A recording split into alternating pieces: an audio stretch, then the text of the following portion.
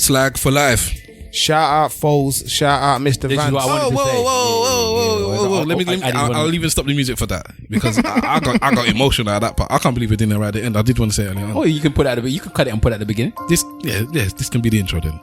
Foles, Vance, big yourselves up. Thank you very much for that. I'm not even gonna lie and pose and be big man. I got slightly emotional when I heard that on the thing. Only slightly. It was a very, very nice way to put a recommendation for it our way, and it was very respectful in the way that they spoke about us as a podcast. And yeah, I felt a way. I was like, I really felt like this is really, really nice. And it was, and the thing about it was, it wasn't something that we asked for. It wasn't something that we requested. It was at their own back. We didn't even know about it. And those are the type of things that I truly appreciate. You decided to do that. It wasn't something that, yes, any pressure was put on you to do. The money is in the post. I already messaged Foles and told him, oh, you're drinking. He's like, you owe me nothing, bruv. Nah, it's good, man. That's real right there. Much appreciated, you guys, man. It's a proper pick up. You took your time out to do this for us, and we appreciate that shit right there. So that's Off the Cuff podcast. And they picked us up on another podcast. We need to go back on there, man. Podcast Bible. Pod Bible. So yeah, they were on there and they picked us up. So large them up, and it's respect to have your fellow brethren, fellow podcaster, fellow backmen big you up. So on that note.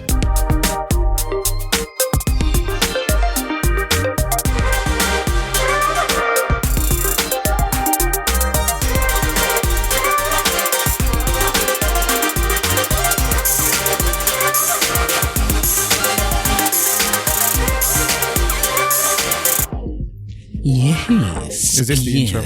Yes. Sorry. Ladies and gentlemen, boys and girls, cats and dogs, rodents and other small insects, welcome to the Eloquently Say Nothing podcast. This is episode 278. How are all of you doing? I hope you're all doing well. Thank you for tuning in. My blessed audience, or our blessed audience, I should say. It's not just about me, is it? Narcissist. Yeah. It's not just about me, is it? One of my avid fans says, Stavros always says me when it should be you guys. Do I? Always. But I don't expect, I don't see it as anything because I know that he's that way inclined.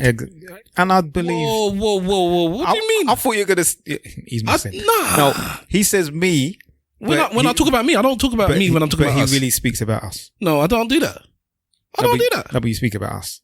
You mean us. No, when I say us, I say us. That's why I even corrected myself just now. Okay, well, you don't correct yourself enough then. No, I don't say me when I'm talking about us. If I say me, I mean me. Yeah, but when you're saying the me, it should be us. No, if I'm saying me, I mean me. Well, you say my podcast a lot. I don't think I do. When I say my podcast on the podcast. I don't Didn't care. you just do that just now? Isn't that what has happened? Yeah. No, I said Yeah, but my audience, and then I corrected myself. This is my point. Yeah, that's an example. And when is I never mentioned the audience as audience. It's not something. Nobody cares if you don't want to talk. We're talking, innit? So let us talk. I didn't even say anything. That's what you're gonna He was do. about to say something. Yeah, but why can't I wasn't gonna say carry on thinking. I said I didn't actually know what happened at all in the first place. Because you're on your phone. But so that means that I should get the barrage of abuse that I should have for this. I said thank That's you. my apology. I said okay, sorry. Okay. I said thank you to my audience, and then straight away I said sorry, it's not my audience, it's our audience. And then apparently this is something I do often, where I talk about the podcast like it's mine instead of It is ours. yours in a way. No, but It's your baby. Even if that's the case, that you've fostered that to others. do I mention me instead of us? I don't know. I wouldn't notice because I won't care. When I talk about, if I'm tweeting or something, then yeah, I say my podcast. I don't say our podcast. I say my podcast comes out tomorrow. Or my podcast this. But when I'm on the podcast, I don't say me.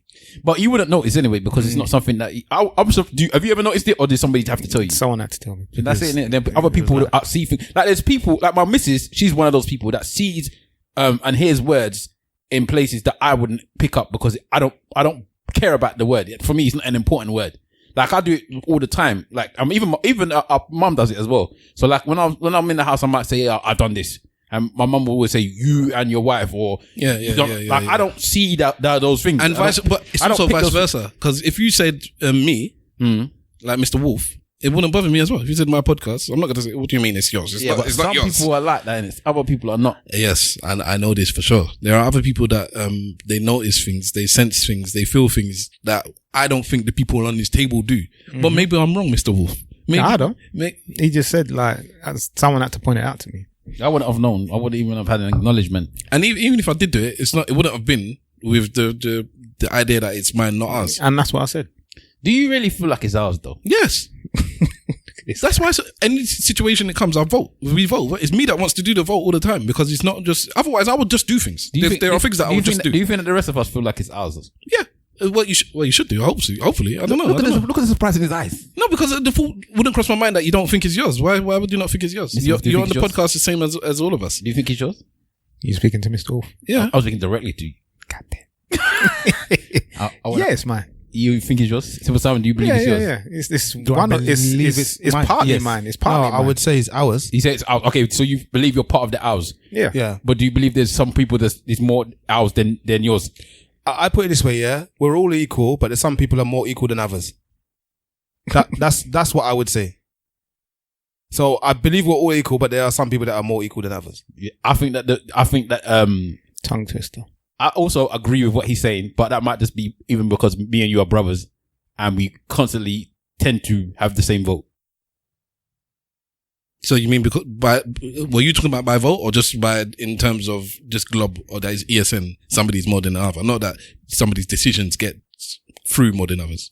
I would say that the glob and somebody more than others. That's it. I wouldn't. The decisions thing, I know that I can have a direct impact on that if I have the energy to, and when I need to, I can have a direct impact on that. So that means there's times you don't have the energy or the need to have an impact on the sometimes product. sometimes it happens. Sometimes it happens. It happens at times where it's like that we're discussing something or there's an argument over something, and I sit there and I actively weigh up whether or not the outcome is worth the input. But you're a passive, is that a correct word? Passive participant in certain things, in those types of things, in general. I think if there's no reason for you to get involved in something, you just won't. No, but it's not that. My thing is, I look at the outcome. So I look at whether my involvement in there is going to do enough to the outcome. Or if first of all, I look at whether the outcome that's going to happen from what's going on now is one that I can live with. And if it's something that I can't live with, then I know that it's worth me investing the energy to change it. If it's something that I can live with or I don't care about, then I'm unlikely to get involved in it. It's all weird because one thing I always would say with you, if there's a vote for something, you would rather you let 4 people vote before you'd vote. Most times. In most times. Which doesn't make sense because for me, I've already looked at what the outcome is. And I've already looked at whether I care about the outcome or not. And not so much for me personally, but for this podcast. So the outcome for the podcast is like, I'll look at it and say, okay, would that be beneficial or would it be of detriment to the podcast? When I see it as being as detriment, then you will see me put my oar in and I'll say, nah, because of X, Y, Z, A, B, C. If I don't think it's to the detriment, then it then becomes a matter of, which way are we going to tackle the problem? Yeah, but I don't really mind so much. I think sometimes with that though, when you're like in that type of vein, it kind of doesn't help with the it's like a something bubble when the idea bubble.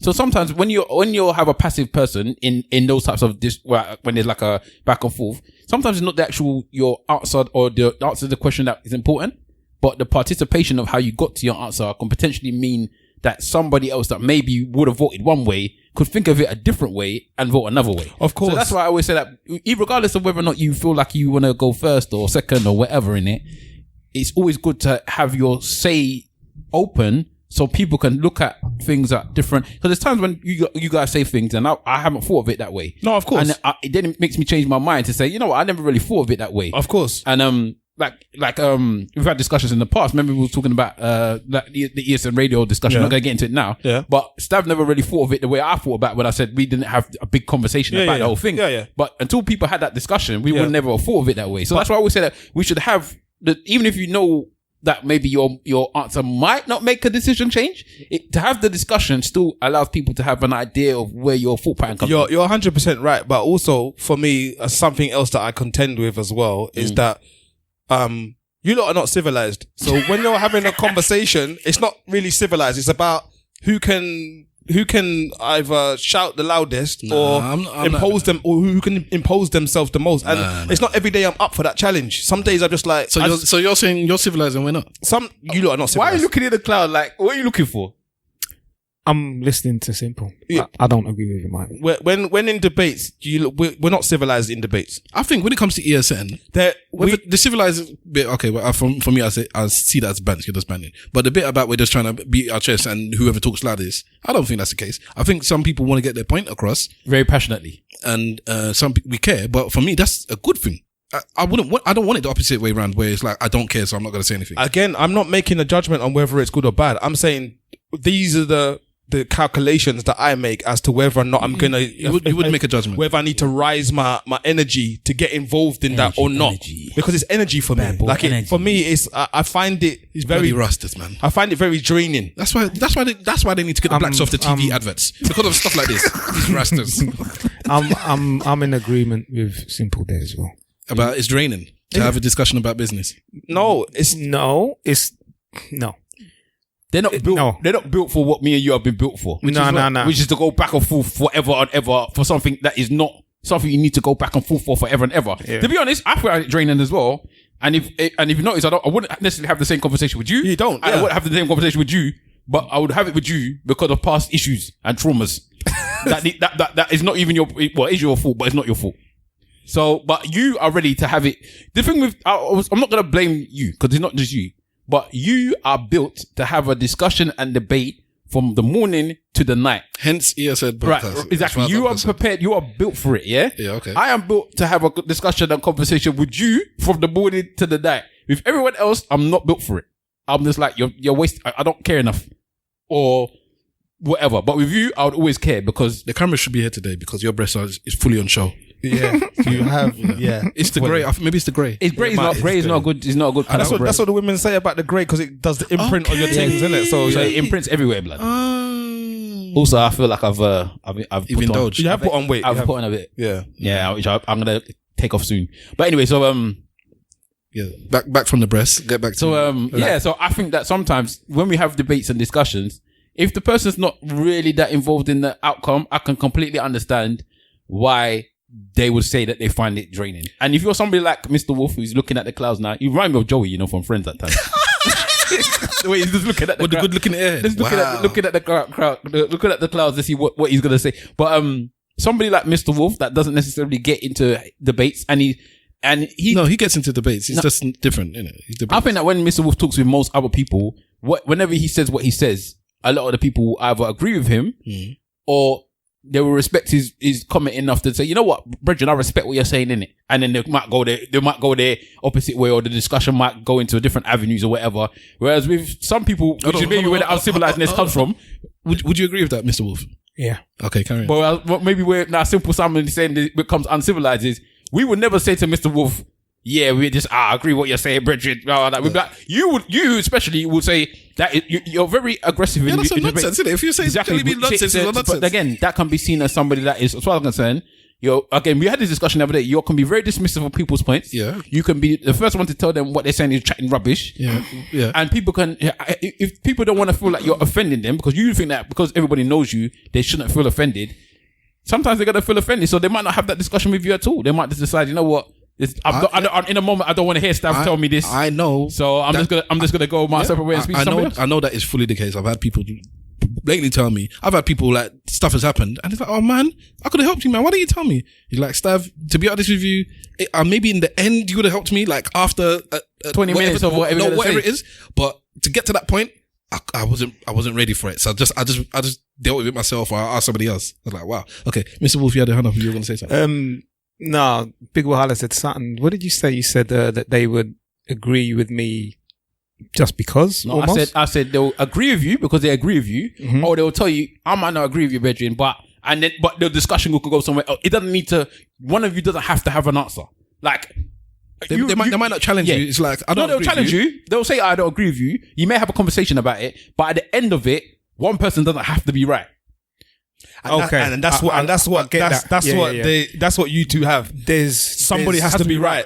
And I have the same problem with my wife because she's like, it don't matter what happens. Now, let's say that my wife chops my foot off, all right? You people don't like progress then in life. It's not. It's don't need to be right. Why No. But that is a blatant us thing. Okay, because as far as I'm concerned, the reason why I say it's definitely because I have this with my wife. Okay, she says that I'm obsessed with being right, regardless of what the situation is. Like, as I said, the house could be burning down, and she could say the house is burning down because she left the gas on, and I know it's because she actually left the kerosene on or dropped oil or something. You know what I mean? That's a kerosene. Well, you know what I mean? She does something, and I will stay in the fire and burn because I want her to acknowledge that she is wrong before I get out of the house. That's the type of thing I want.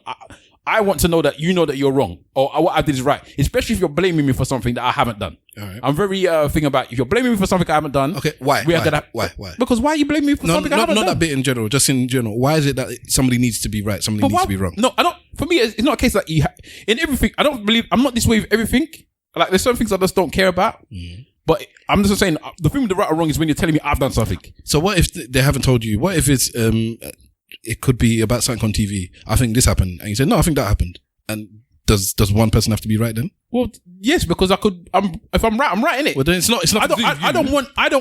And this is where I get it from you as well. You said it with the past, and I agree with you. I don't want somebody that I know to go outside and go and say the wrong thing. Okay, and we get that from my dad. So this is my thing. I don't necessarily think that for me. So, because I didn't know which road you're going down, so I wanted to finish your road before I go down my road because I do have the same, I guess, end product. Somebody in this conversation needs to be right or wrong, but I don't have it for the same reasons necessarily. So the reasons I have it, I've figured it out after years and years and of people telling me, well, you always have to be right. And I've had this thing, you always have to be right. And then I sat there and I thought, because I know, deep down inside, I know I don't always have to be right. But I do always have to be right. And then I realized, why does it always have to be right? No, because it got down to it. By the end of the conversation, I have to be right. And if I was wrong throughout the whole, okay, for instance. That makes no sense. Okay, I'll explain it to you. This is very good. So I've got a microphone in front of me and a pop filter, and so does Simple Simon. And so does Mr. Wolf. We have different colors. So Simple Simon's one is red, mine is black, Mr. Wolf's one is yellow. Now, if we were arguing, and for instance, let's say I'm colorblind. Some people say I'm colorblind sometimes, or I have color issues. Let's say that somebody said that Mr. Wolf's pop filter and Simple Simon's pop filter were the same color. Let's say I said that they're both red, and you guys said no, they're not red, and I said they're different shades of red, but they're both red, and everybody's arguing me. Now I was wrong during the whole conversation, but come the end, if I then admit that okay, for whatever reason, now I know I have problems with my eyes, I'm gonna go get them tested because everybody at the table is telling me I'm wrong. That's yellow, this red, and I've accepted that. I am now right. Yes, the end of the conversation has come, and I'm right. Right about what? That one is red and one is yellow. Oh, you mean that you no, I don't know. I understand what you're trying to say, but you're doing Jedi mind tricks for no reason. You were wrong throughout the whole conversation. No. You were wrong with your initial stance. You now have that right answer. Yeah. So I'm right now. Okay, if that's how you want to put it. If somebody asked me... If that's how you want to put it, I understand what you're saying. I just don't... Fine, the way you put it makes... Because I don't actually want to argue. If somebody now asks me at the end of the conversation, what pop filter, what colour is his one? I'll say red. What colour is this one? I'll say yellow. I'm now right, yes? Or am I wrong now all of a sudden? No, you're right there. Because I was wrong before, am I wrong now? No, you're right there because I've asked you. So, yeah? So my point is, at the end of every conversation, I need to be right. So even if I was wrong throughout the conversation, you have to then tell me that I was wrong. Why don't you just use the word in I need to have the right answer? So it's the same thing. So why does it have to say it the way you want to say it? Sorry, go on. So here's the thing for me now. I can hear what you're saying about you need to, by the end of the conversation, you need to be right. But then there's... let me say want to be. I want to be right. You want to be I don't right. want to leave the conversation where I'm wrong or you're wrong. Yeah. The caveats that come in with that though is that when you are wrong, there's no acknowledgement of it. Yes, no, if he's wrong, I always say I'm wrong. If he's wrong, it's just you people there waiting for me to. He will say he's wrong. Do cartwheels or something. But he's a bit like me. You have to prove that he is wrong before you get the acknowledgement that he's wrong. I have to accept that I'm wrong. Okay, then you have to accept it. No, because it's not either way. Because for me, I don't fight for fighting sake. So maybe so. Some people think I fight for fighting sake. I debate for debate's sake. I like to debate. So there's times where I'll be devil's advocate for the sake of being devil's advocate. But I already know, like, so it's happened on the podcast. If you are avid listener to the podcast, you hear there's times when things pop up and you kind of know that we all actually agree. We all know, we all agree. And I bring in the opposite side of the view. As far as I'm concerned, I'm a host. We can't just all say, yeah, this is wrong. This is wrong. That's wrong. That's wrong. And I say, so what about this? And I'm bringing all these other things because I'm trying to bring some debate into the thing. And I do that in my own personal life as well. It's nothing to do with the podcast. That's just who I am. I like debate. So if everyone's just going down this one road and the conversation's just dying down there, or everyone's jerking each other off because yes, we all agree. It's like, no, let's come with it. They call it a circle jerk, innit? I don't even like the imagery, boy. When everybody's disagreeing, like it's a bit of a conversation. Sometimes toss in some fire in it, but it's not that I disagree with you. It's just that, what do you think? Let's look at it from another angle. We have to, because we're all very similar minded in most situations. But I'm not talking about in the podcast. I'm talking about in life. So sometimes people in life might think you're just being argumentative. Sometimes, okay, contrarian or contrarian. And I am a contrarian, blatantly. If somebody says, let's go left, it's like, well, what's happening on the right-hand side? I know that's the type of person I am. So I don't think I'm a contrarian. I can be. But not to make a problem. It's just because when everyone wants, especially when everyone's doing something. When everyone is doing this one thing, a part of me just says, Stav, you can't just do what everyone else is doing. You have to see what's going on over there. I think even Mr. Wolf might even agree here that part of being of the conspiracy theory mindset, I got air quotes here, the conspiracy theory mindset requires you to be contrarian in thought, because you can't just accept the standard line of things. So you can't accept what's in front of you. But it's not that you can't accept it, you don't just accept it. So for, like you said, if everybody's going left, that conspiracy mindset person is like, okay, are those people going left because they're choosing to go left? Or are they going left because they're being told to go left, but they feel like they're choosing to go left? I think so. You're now thinking, okay, what is right? What's on the right hand side? So you have a contrarian mindset by default. It's not something you're putting on. I think there's a range when it comes to the what's the term you just conspiracy? Yeah, that thing. Because I'm not one of those that, let's say I agree with this, but there's something else. There's another switch. It's like a dial. And it's not just left and right. There's a dial, and it gets to a certain point past that dial, maybe past a 7 or an 8, when you start actively going down the other side of the road. It's not that the people on 6 and 7 didn't think there's something fishy going on down the left. It's just that they're not necessarily willing to do what 8 and 9 is willing to do, where they're gonna say or do things or study things or whatever. So I know I'm not necessarily 1 to 5. I think I'm on a 6 or a 7. But I think you guys are more on an 8 or a 9. You get what I'm saying? I hear you. So it's not just, I'm just lemming, I'm just believe what everyone else believes. It's just that I guess it comes down to this. Similar to maybe how you are with certain aspects with the podcast, where it's like, let me sit back and just see what's going on, and then I'll just toss my opinion in at the end. That's why I'm like in these big, massive decisions that actually rule my life and make a difference to everything that I do. Because the big thing with me is, it's almost like with this, right? I guess I have this thing with me where it's the end product is the important part. Yeah. And for me, it's, if I know I cannot change, or I'm not going to, because there are certain things you can change. You could be that one person, the revolutionary, or you could be the spark. Yeah. But if I am not going to do it, so if somebody says so let's talk about vaccines at the moment. So vaccines is a big thing at the moment.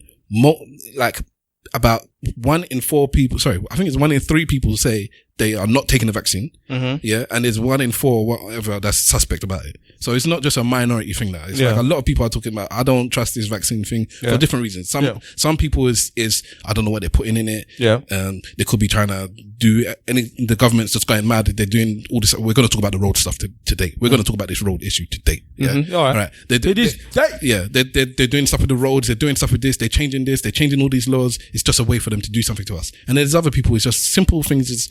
Usually it takes them over 10 years to do a vaccine. How can they have got one within a year? Yeah, of course. So some people is just like that. It's like, I just don't trust it. Let me give it a couple of years when they've done all the testing. Same way when a new iOS comes out, you don't download it first. It's not that you don't trust iOS. It's just that it might break because they just pushed it out. Let me wait for everybody else to get it.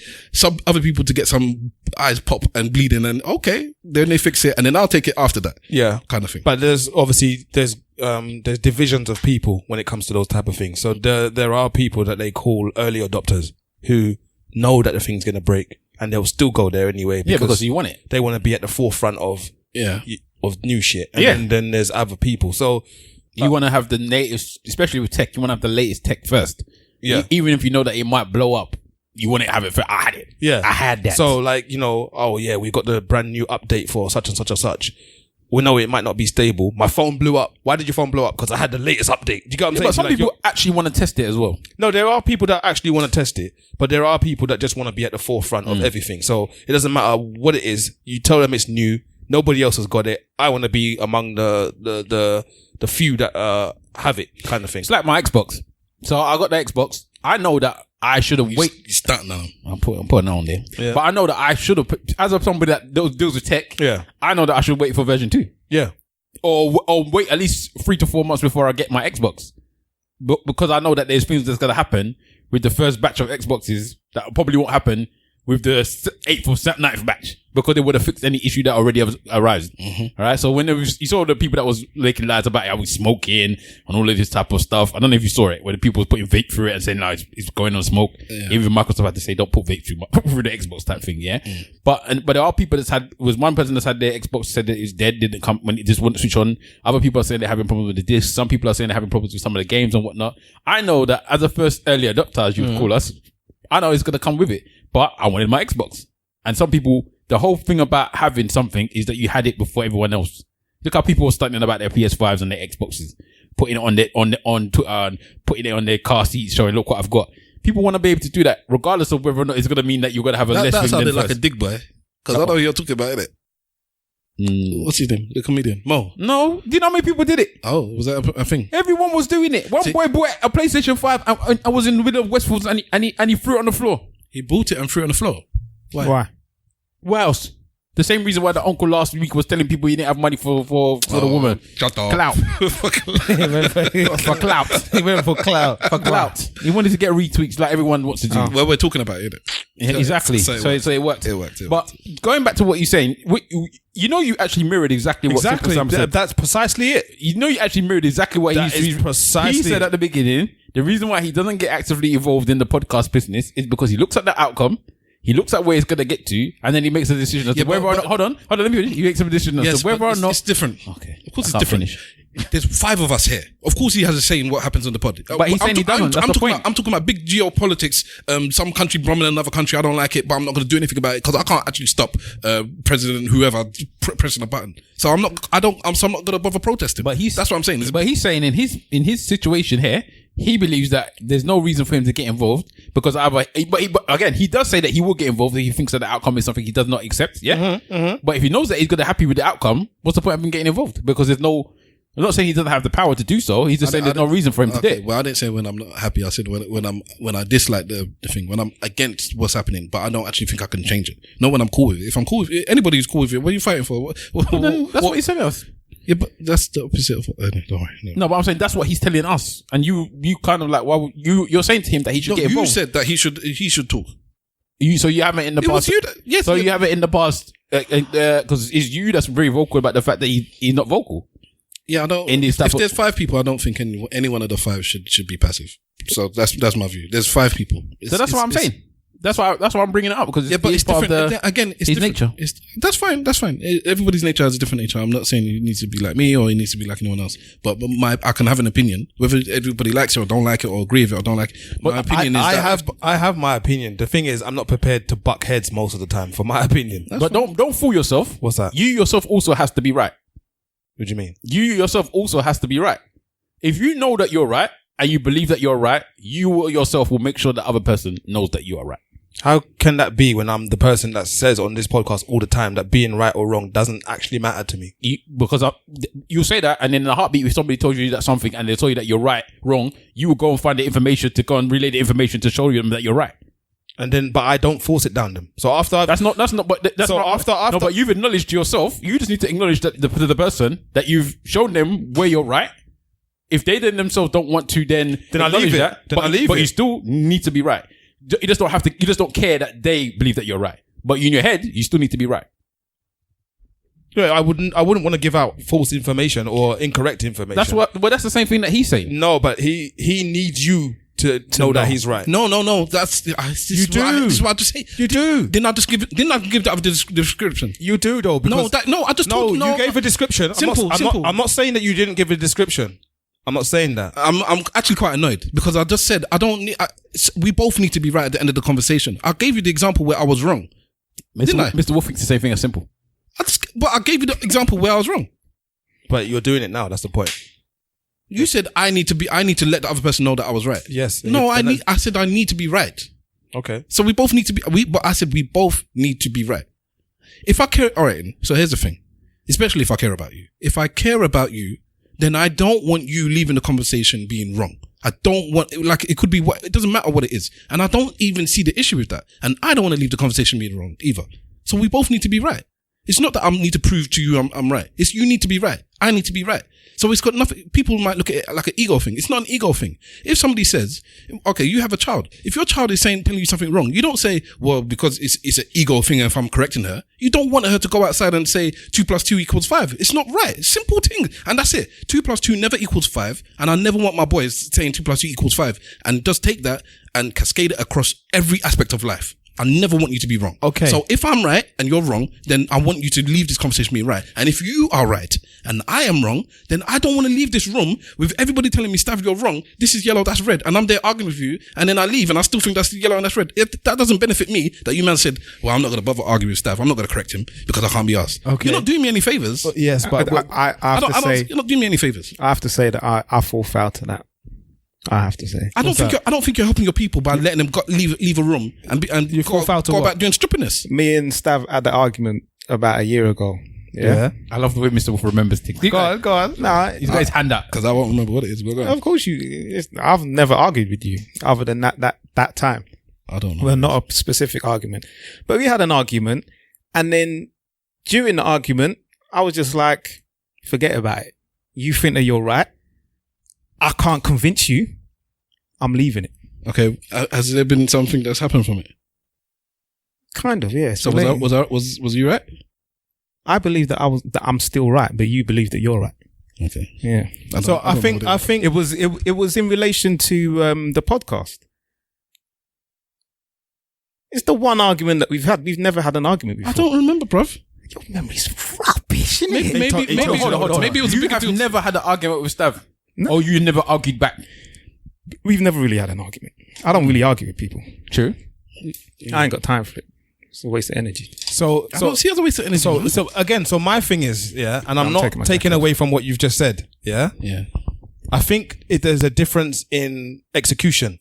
So I agree. When it's your team and it's your people, you don't want them to be misinformed. You don't want them to have that misinformation, think that they have the correct information, and then go out and interact with the rest of the world with that misinformation. I have the same feeling that you have.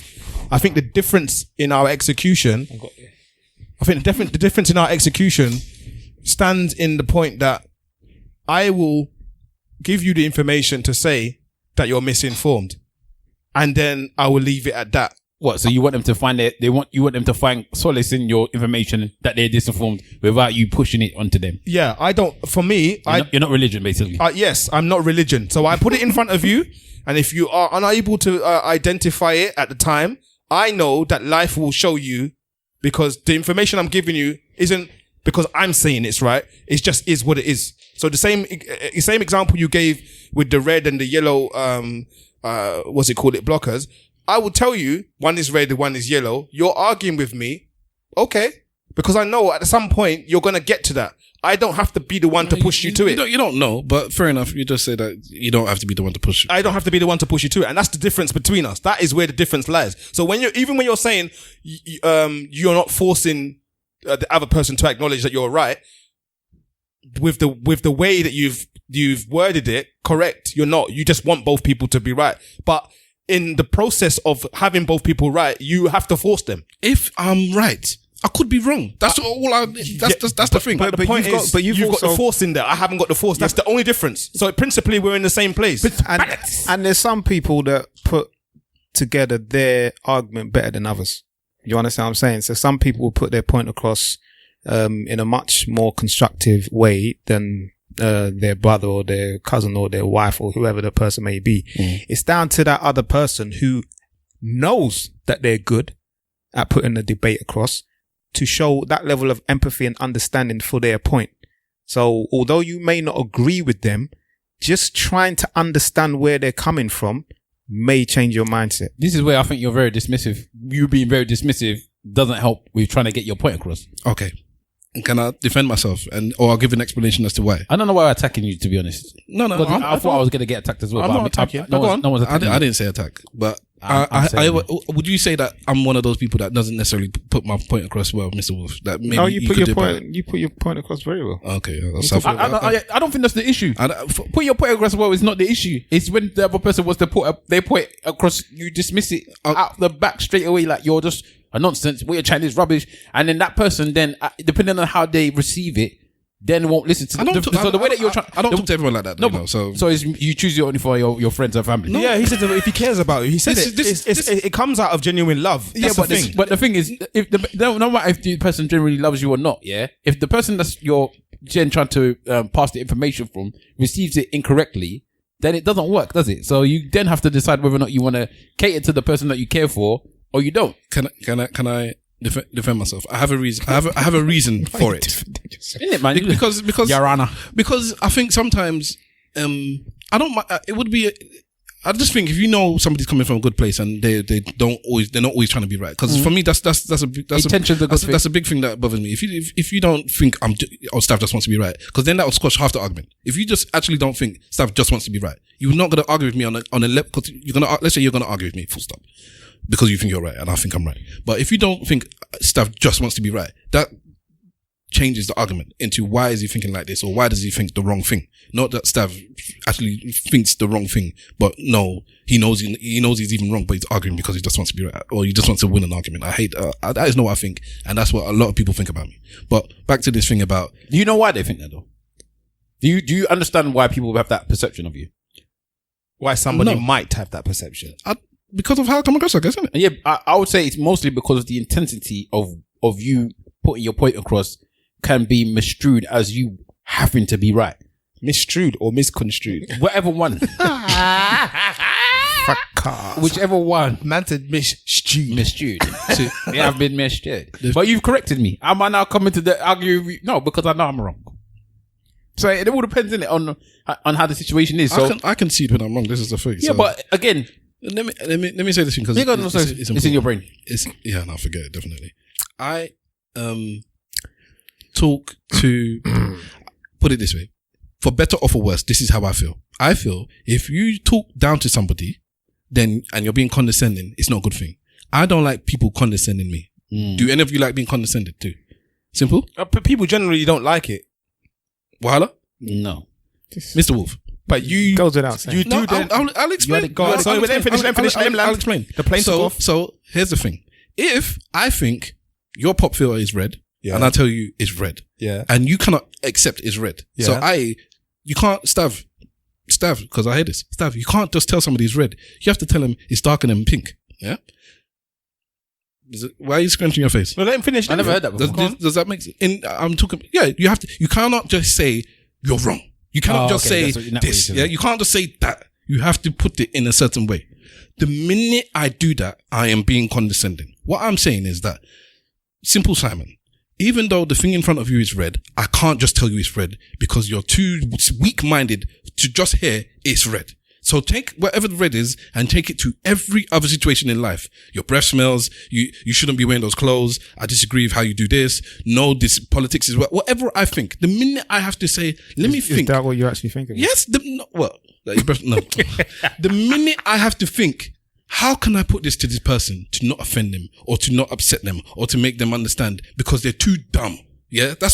Unfortunately, that's how I think. I cannot change that. They're too dumb or they're too weak, emotionally, just to say what it is, because it is what it is, and now I could whether I'm right. That's where it is. So the minute here's the thing: I don't ever want to condescend my boys, my wife, my parents, my family. I don't want to condescend. And when I meet a new person and I talk to them a certain way, And then they get to the point where, Stav, you can't talk to me this way. You can't. All I'm thinking in the back of my head is, so what you're saying is that you don't want me to tell you the truth, because that's what it comes down to. And I don't mean, fine, my opinion. Let's leave truth. You don't want me to say what I'm actually thinking. Yeah, that's it. That's better. You don't want me to say what I'm actually thinking. No, Stav, I want you to tell me some next thing. I want you to put all these filters in between what was in your brain and what comes out of your mouth. It's not condescending, though. That's to me, that's condescending. Of course, condescending. No. So here's the thing.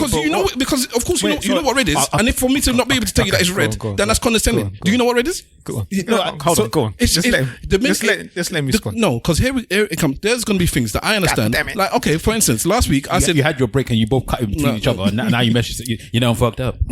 there are things that I think that you might not know. And then when I might say not to be condescending, and then I have to tell you in a certain way because I don't think you even know it. All right. So I said it the other day when I was talking about the Africa stuff. I said, I don't want to be condescending. Maybe you guys know, don't know, but I've been reading up on stuff. And, so, I even apologized before I said it. And then I said such and such. And it came to pass that I don't think any of you knew it. And that was it. It's like, so I wasn't being condescending. But that's the difference between me saying that and saying, oh, Nigeria is a country with 3 major tribes and telling you man's, and thinking that you guys don't know. And of course you know. So the minute I say, well, do you know that that's being condescending, because you know something, your brain is there to accept it. And I'm saying I have to put filters in before I give it to you. That's where it's condescending. I'm not, if I can say the same thing to you that I'm saying to my child, and if I say it to my child differently, I'm not being condescending because she's 4 years old. So my thing is now, we are principally in the same place, but it's a matter of delivery now. Delivery. Yeah. That's all it's about. So for you, telling somebody any other way outside of direct to you is being condescending towards them, because you're now not putting filters in. You're putting filters in and what have you. Mm-hmm. My thing with the same argument is slightly different. My thing is this. I consider and rate you enough to think that you have the simple Simon, you're speaking like a whole tip. But no, I consider you enough. No, I rate and consider you enough to think that you have the requisite skills and ability to be able to work things out yourself. So what I do is I put the raw ingredients in front of you, and I say that you're smart enough to realize, actually, if I put that to that, I see what he's saying now. I don't come over there saying to you, no, you're wrong. I'd say to you, I would hate that. What? Your method. That's what I need you to. That's long. Hold on, I need you to get to the answer, because it's not with everybody. Again, it's not with everybody. Yeah. So I make the judgment on who I use that method with. So what happens is, when I put it to you like that now, you've got the raw ingredients. I know that you have the capabilities to do it. So then you do it. And when you come together and put two things together and you go, okay, I see what he's saying now. There is also an element that you have come to that answer yourself. I haven't pushed the answer in front of you. Because you've come to the answer yourself, the value of that answer is a bit more, and your understanding is a bit more. This is Matrix. No, I agree with that particular last part, but I don't agree with the method of how you delivered it. Because you're saying you will give them the raw ingredients and that. I would say that I will talk you through how I got to the answer. And then if you then can understand how I got to the answer, in your head, you've now understood how you got there as well. That's how I'll do it. I wouldn't just say, all right, to make orange juice, I'm going to give you a juice and I'm going to give you make orange juice. And then you would know how you make orange juice. I would say, this is you. I took an orange. I took a juicer. I juiced the orange. I put it in this and I put it in that. That's how I made orange juice. Do you make orange juice different than that? They may say, well, no, I don't think any way different. So then that's how we make orange juice, isn't it? That's how I would get there. Yeah. Rather than giving them the ingredients and say, you make the orange juice, and then once you've done it, now you know, innit? I can't work with that. Yeah, but you have to also take into account that it's on an individual basis. So I know what you're saying. I'm not going to do that with my daughter, because I know she, like you said, she's 5 years old. Yeah, I'm not saying that, but I'm talking about fully blown. I'm assuming that you're talking about adults now, yeah? That's how you get an adult get to their thing. Whereas I said, it's dependent on the adult as well. Fair enough. Certain people I know, they haven't got their ability, so I'd have to use a different. But even if they've got the ability, I still wouldn't do it that way, because it just makes it. Calm yourself. Everyone else has spoken. You've spoken for everyone. Everyone's taking their time now. Let us speak in it.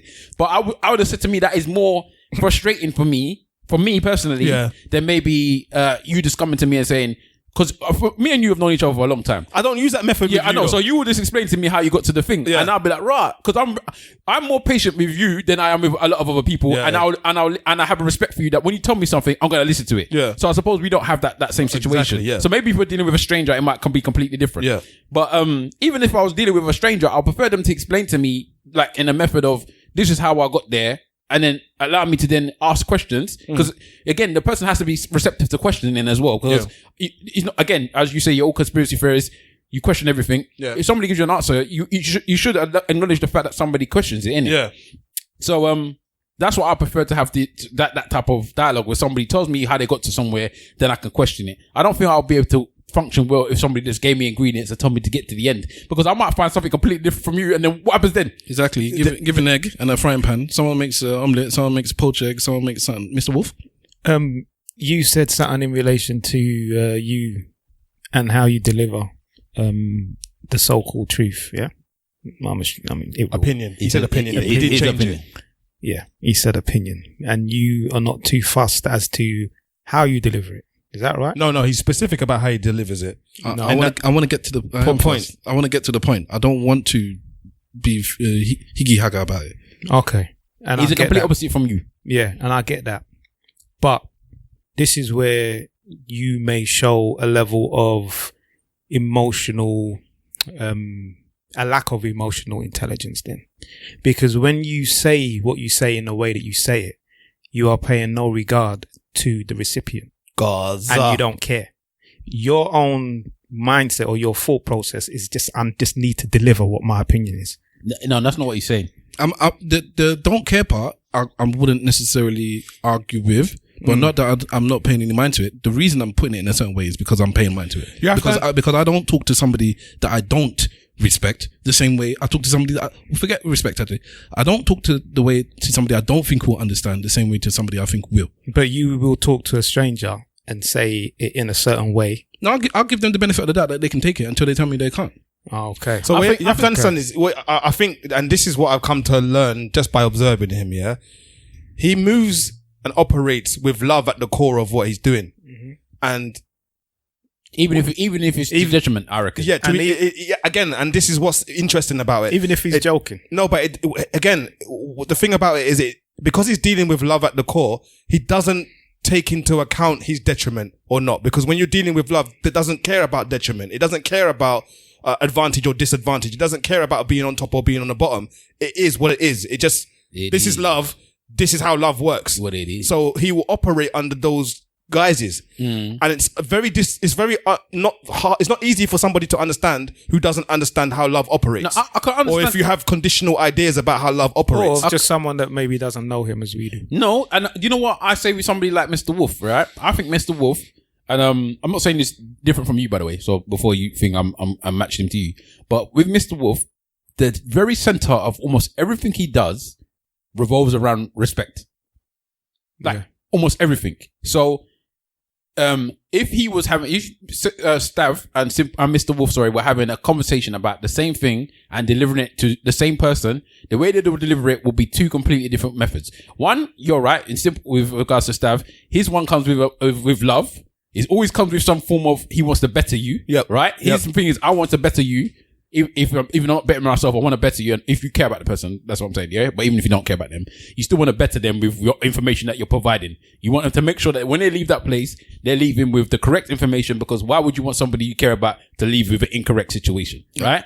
And even if it's opinion on makeup and hair. Yeah. But the way that you deliver it would be, again, because you say that you even though you're saying it's still with respect, but then you changed it to something else, I forgot what it was.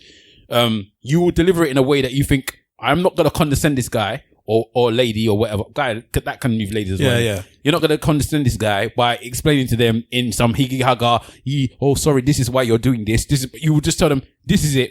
And I expect you to be of a straight mind or of a strong mind to understand why I've told you this. If you don't understand it that way and you're now telling me to change my way of delivering my information for you, I've kind of lost a little respect for you because you're making me speak to you like I'm a baby, I'm speaking to you like I'm my 4-year-old. Yeah, there's a big gap between speaking to someone as an adult, even if I have to temper it a little bit. Yeah, and then really honestly saying, I have to speak to you like I speak to my child. Okay. Like, and I'm talking about my 4-year-old. The way there are people in my life that I actually have to speak to the same. They're not different, the same as I talk to a 4-year-old. And unfortunately, once you put because you put yourself in that position, I would never put you there. You put yourself in that position.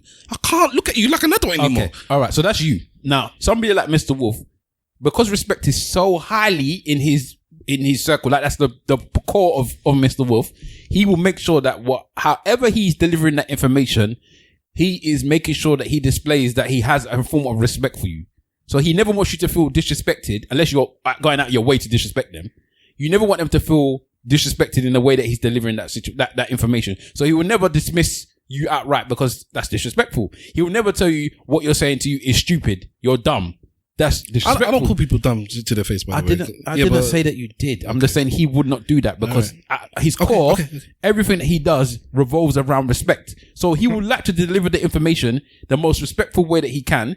If you do not acknowledge that information, or you don't accept that information, he would then respectfully remove himself from that situation before being disrespectful. That's what I think. Am I right or wrong? No, that's 100%. That's a very good observation. Which is what analysis. Which I think why you're two different, have a different way of dealing with certain things. And that's probably why whenever he's having a discussion with you, respectfully removes yourself from the situation.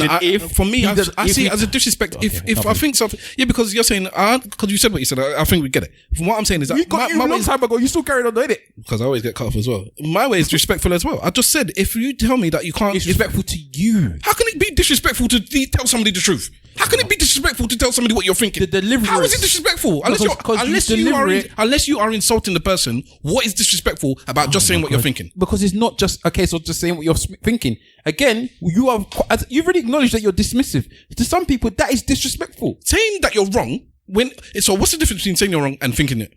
No, it's not just saying that you're wrong though, is it? Do you just say that, oh, you're wrong? Is that how you say it? Is that how you put it to people? Or you just say people, you're chatting nonsense? No, what you're saying is wrong. I don't say that to people outside of this circle, so that's the thing. What does that matter though? Yes, because I don't expect. I don't actually expect any of you to be going around bitching about the fact that I said, "Oh, you're chatting nonsense." If you chat nonsense, innit? Like I actually expect that from other people. I don't expect that from people in here that go away crying about. I'm not saying that they're crying, but they might say there was no reason for you to. If you're chatting nonsense, you're chatting nonsense, innit? If I'm chatting nonsense, I'm chatting nonsense. Like, what's the problem? If somebody chatting nonsense, it's nonsense. We say it here on the pod all the time. Every single week, somebody will go through that. So all of a sudden, when there's somebody we're talking about, some celebrities, this and they're chatting nonsense, it's cool. But I can't say it to my bedroom to his face. I didn't say that. Did I want to say that you can't say it to your friend? Well, then I'm just saying that people can perceive it in the way that it can be perceived. Anyway, I don't say it often anyways. Okay, well, I'm just saying people can perceive it in the way that it can be perceived. Your level of respect or how you think respect is given, the other person that's receiving it doesn't always match yours. And that's life, innit? The same way that I think that's the case with everything. Yeah, and again, of course. No one, as much as we say that we understand how people have their back or what the reason is as to why they're behind it. What's the terminology that we've been using? When you've got something behind something. My intentions, yeah. Even though most of the time, as friends, we probably know the intent behind the delivery of how you're delivering it. Yes. Sometimes even then, you still feel a way though. if the thing hurts you, what the person's telling you, you can still feel a way, innit? Yes. Yeah, so it's not a case of I don't even know how we even got to this point. I don't know. And you also have to remember, so let me just say this and I'll leave it at this, is that when you are saying that you believe someone is wrong, that may be your opinion. Yeah. Yeah. So somebody may be looking to either change your opinion or they disagree with your opinion, and that's where the clash is. That's fine. And then that's where you are supposed to, in my opinion, have that level of that empathetic mindset. Respect. And just, trying to see where the other person is coming from, even though you are 110% sure that what you're saying is correct and what they're saying is incorrect. And I think that you do that, to be honest. You understand? Sometimes, but not. Yeah, and if it's not, then my advice would be that if you get yourself into a sticky situation like that, is to maybe try to see where that person is coming from, because they could actually be right. Let me ask you. You could be wrong, bro. Let me ask you a question, and I think that will. I'll give up. Relay with what with how all of us look at it. I'll give up. Is everything black and white to you, or is there grey? Everything isn't black and white to me. Is everything black and white to you? Yes. You have to say who you're talking to. Stavros. Everything is black and white. Standard. Mr. Wolf, is everything black or white to you, or is there array of colors? 110%.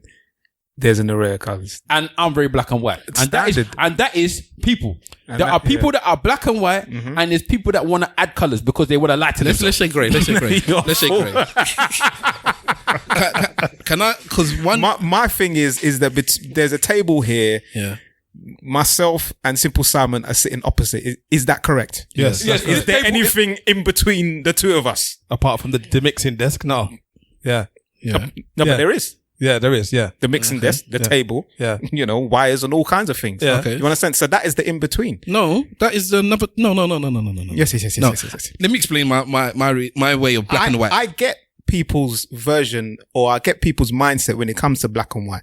And there are some black and white situations. Everything is black and white. No. I remember Simple Simon and you, Big Wahala, were having a big debate about racism and the whole mindset behind the perception of a black man being racist and a white man being racist. There is context. And context for me, hold on. But context is the grey area. No. You understand what I'm saying? No. Yeah. Well, No, it's black and white. It's just there's a reason for your black and your white. Okay. But what we have to do now, because I'm just going to say we have to agree to disagree, because for me, that's what I'm saying. For me, there is always an in between. You get me? And I've just shown myself.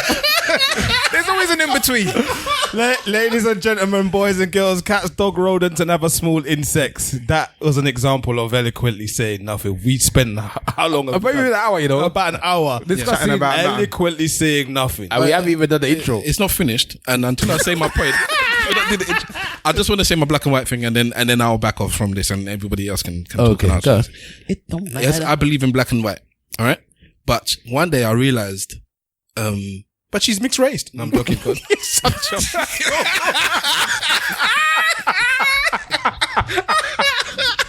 oh my God. One day I realized how I can explain the nuance, because I know there's nuance, but I still don't think nuance is grey. Nuance is still black and white. And then the way I figured it out was this way. All right. We are all old enough to remember black and white TVs. Yes. All right. Monochrome. All right. So, yes, Mr. I know you damn sure remember black and white TV, Mr. But He invented it. Point being, it's grey. But anyway, okay. Go on. It's not grey. That's the point. All right. If you had a big enough TV or you went close enough to it, what did you see when you saw a black and white TV? In fact, before we get there, when you looked at the TV, yes, what you just said, you saw grey in it. Mm-hmm. You saw grey. So people's faces weren't just black and white. It wasn't just black and white splodges on it. Just lighter versions and darker versions of certain things. Yeah. Well, when you got closer to the TV, what did you see? I can't remember, man. If you got very close to a black and white TV, you see black and white. The closer you get, that's all there is. Mm-hmm. You zoom out and there's all this grey you see in it. Mm-hmm. There's black and white. Same with a normal TV, like the TV that came after black and white. RGB. Yeah. What did you do? How many? You saw all the colors in the world now. Yeah. You could have a rainbow with 7 colors, 8 colors. You saw it all. But how many colors are there on a TV screen? 3. Just 3. Well, now the new TVs have got 4, 5, but okay. But you get my point. Yeah. Once you zoom out, you see color. So let's go back to the black and white TV. Once you zoom out of a black and white TV, you see loads of greys and different, not even one shade of grey, different shades of grey. But the closer you get, it's all black and white. So my thing is, life is black and white. We can go back to it and start seeing all the greys you want. But what Stavros does is, which is the point, going back to the red and the yellow, I get to the point. And if you get right down to it and you put the magnifying glass there, there's a black and there's a white. And you might not like it, but go fish out an old TV, go look at it, and Stavros has proved his point. It's only black and white on that TV. You can look at all the grey you want to look at. Thank you very much. and I agree with him, damn it. Okay, that's a very good analogy, but it just doesn't work for everything. That's the point. It does. All that grey is just looking back. Even if it gets to a point where It doesn't. No, let me say what I'm. And I'm you saying. have to accept that it doesn't. No, let me explain to you. Let me Accept it. Let me explain to you where it is. Yeah, right. I think with right and wrong is the worst way to put it. But black and white is why I like to put it this way. But it is kind of like right and wrong. Or there is going to be an absolute answer. In most times, there is an absolute answer to something. It is whether or not how you get there, or the avenues that are around it, or there's things that surround that answer that may cause you to believe that there's other things around it that maybe look a different way. right? But in the end, there is an answer. It's just whether or not, you're prepared to accept that answer or not. And a lot of people are not prepared to accept that answer. Well, you can use crime as an example, and crime is under the umbrella, is in the same family as right and wrong. But there's always reasoning behind a crime. There's always a story. And that's why you go to court, to hear about the context and the whole, that's not the reason. The reason is to prove somebody guilty or not guilty. Okay, but go on. But there is always a story to tell. No, I'm never disputing the story. Yeah, but that story for me is the in between. That's the context, and that's the grey area. So I'm gonna have to my own surprise, I'm gonna have to disagree with what you said a little bit there, because yes, that story is the context of it, but the underlying thing is still kind of black and white, because the story is always there. Even if you want to go back to the content, sorry, say what you're saying actually, because I'm going to come after. So the underlying thing is still black or white when you think about it. So for example, whether it was murder or manslaughter, either way, the mother of the person still lost a child. Mm-hmm. So or the person is dead. Or so the black and white is that the person's dead. Hold on. Because even that debate, because you brought it up, the debate that me and Simple was having regarding context, yeah? Context, yeah. Context, yeah? About the racism. The answer in the end was still that the person was still racist. It's just there's a context behind that racism or whatever it was that we was having a debate about.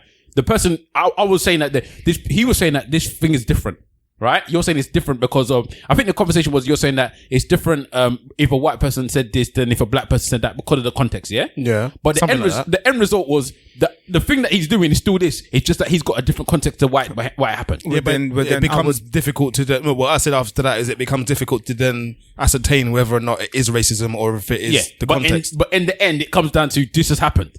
I think that you cannot remove context or grey area in a black and white situation. You could say that as much as you like, but there's still an answer. And that might be an oxymoron, but, I just don't believe that whatever is black and white hasn't got a story behind it. What I love is the fact that us man have sat here and in principle, what we've been discussing is whether you approach pum pum from the side or from the front. That's basically what we've been doing. But you can go where angles. Yes, but this is what we've been doing. We've been circling around the pum pum. Or you stick it up the ass. Come on. Well. Jeez. Well. And on that note, lubrication. Welcome to Eloquently Saying Nothing podcast, episode 278. 79. 279. 279. What was you? That famous bus route. The numbers, man. What Sorry? was you? I was wrong. He acknowledged it. Thank you for pointing it out. Our little podcast, not mine. Oh, okay. All right. Cool. Still mine in this bitch. You can catch us collectively at ESN Podcast on all the social medias. Plug. Use the hashtag ESN Pod to start or join in the conversation. Is it next time, guys? Can you have your domestics off the mic, please? We just want to hear about the latest this and that. Thank you very much. We don't care about your lives. Or that kind of conversation was really good. Nobody mentioned about the Africa thing actually. So from that I did last week. So Somebody mentioned it. Somebody mentioned you should do it, but I don't recall anyone saying anything after, unless you tell me that. Oh, you mean from us, as in the people in the room? No, I'm talking about the listeners. The listeners. Oh, okay. I can't recall anyone saying it was good or bad. Just nothing. I'm yet to have an opinion on it. I don't know if I like the news delivery way of doing it. What device? No. Doing the thingy. Yeah, I think it didn't. For me, it didn't allow as much debate as maybe like I would have liked. Uh-huh. But I also like the fact it delivered the information, because sometimes you don't need debate; you just need the information to be delivered. I think it was fine for debate because I was happy for everything. It all depends on how it goes, isn't it? But maybe my brain is more, I'm going to listen to you than get involved in it, because I don't know necessarily how much I can say back. I actually got some feedback from it. You notice when there's feedback, I always post it in the group, innit? This one, I think it was more on a personal thing as opposed to somebody who wanted it out in the open. So you're going to say it on the podcast? I'm going to say it on the podcast.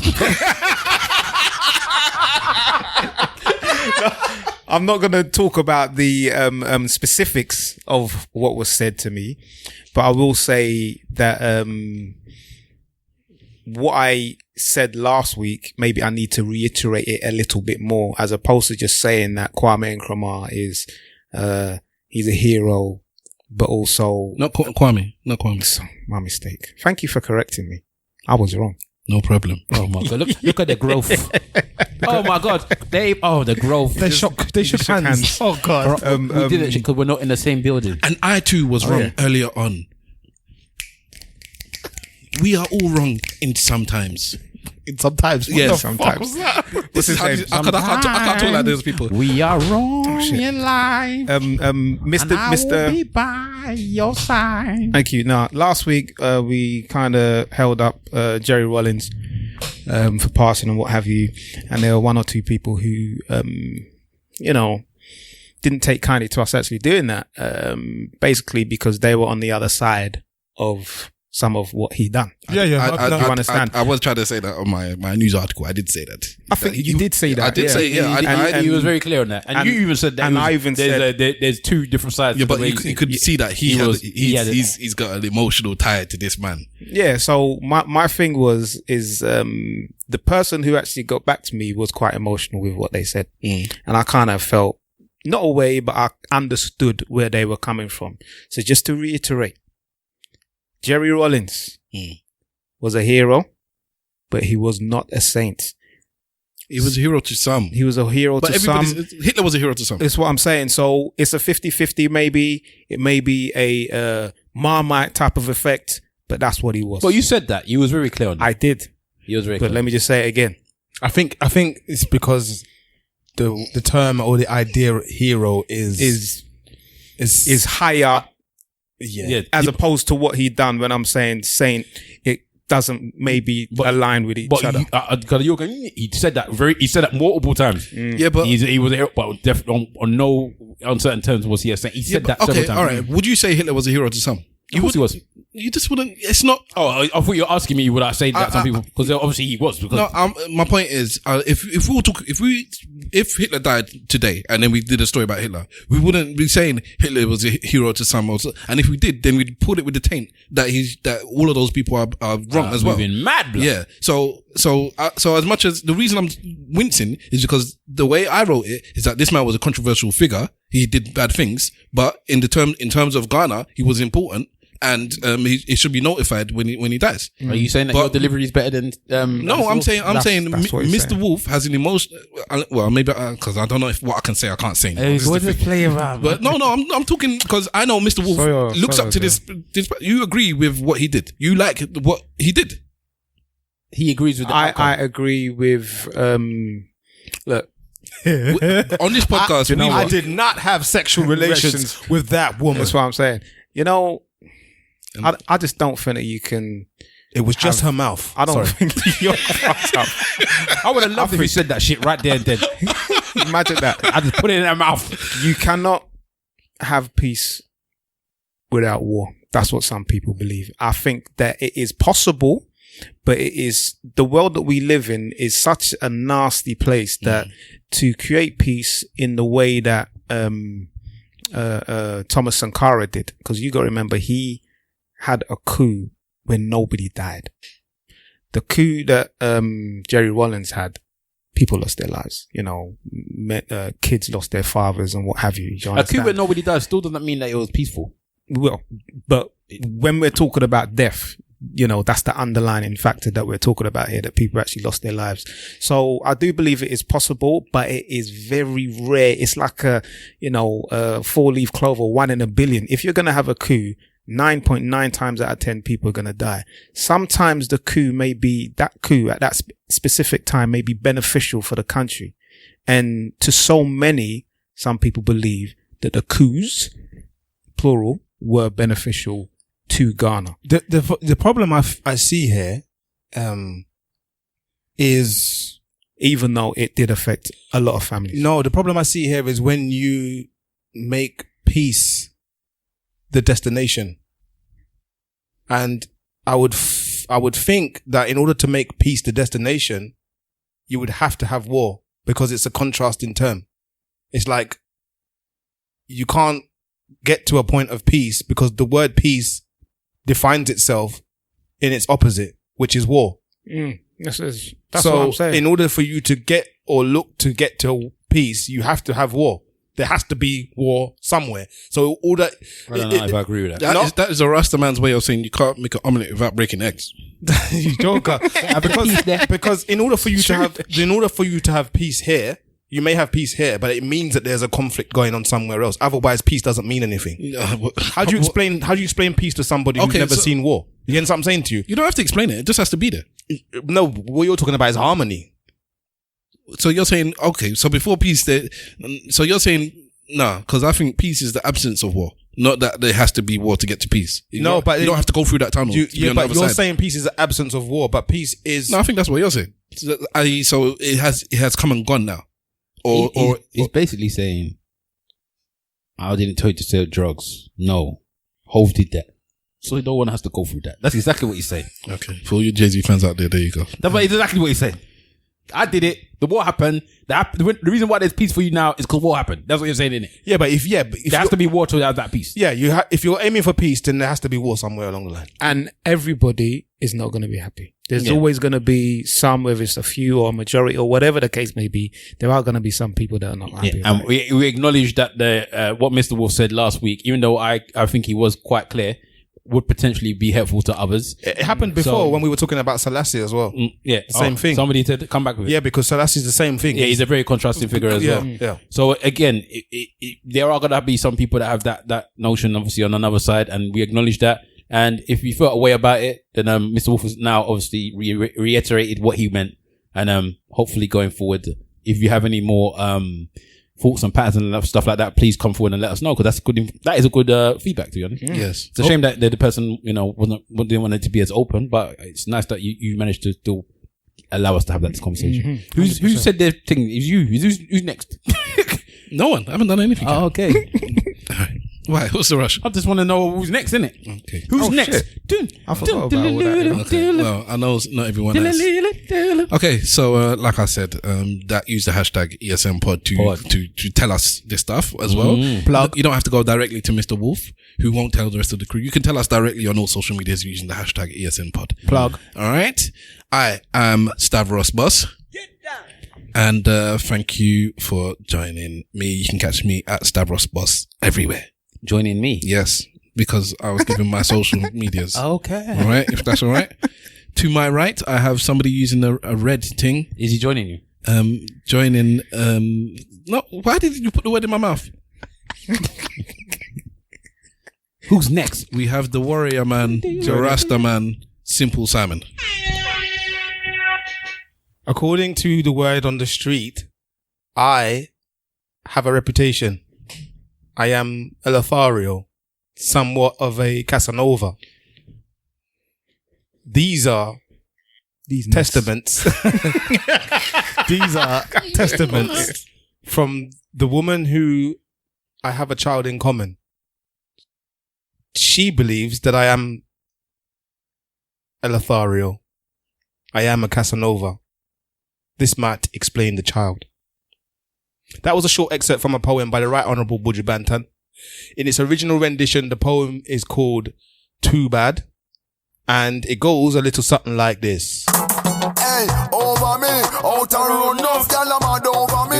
Out a road, enough gal a bend over me.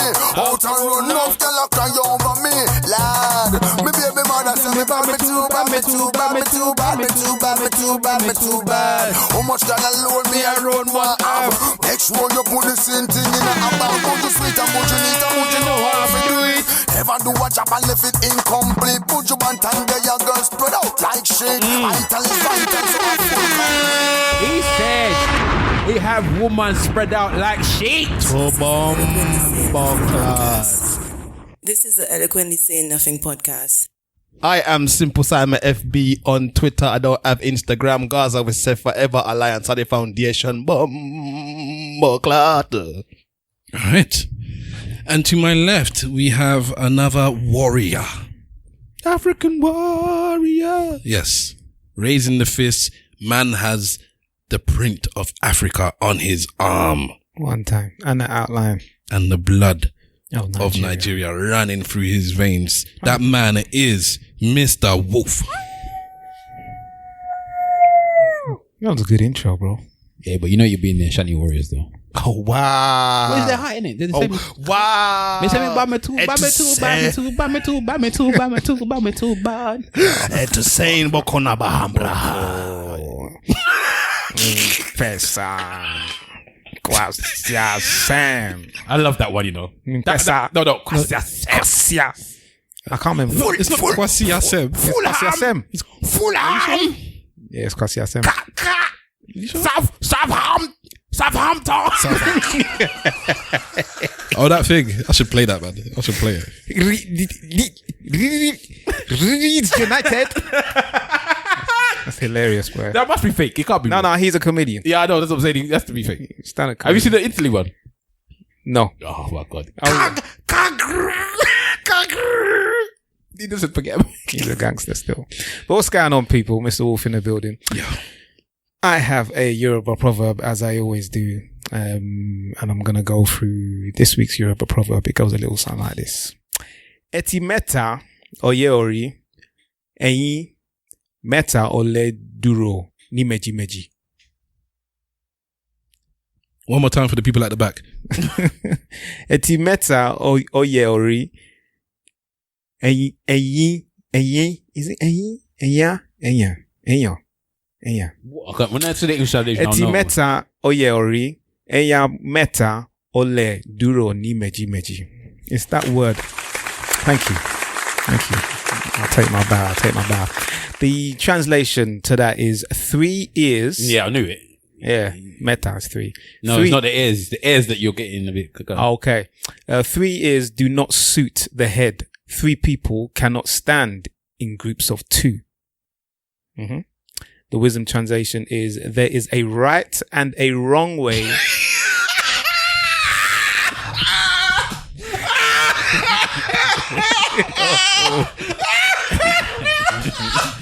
This ain't got nothing to do with context, man. Just let me land. I'm practicing this the whole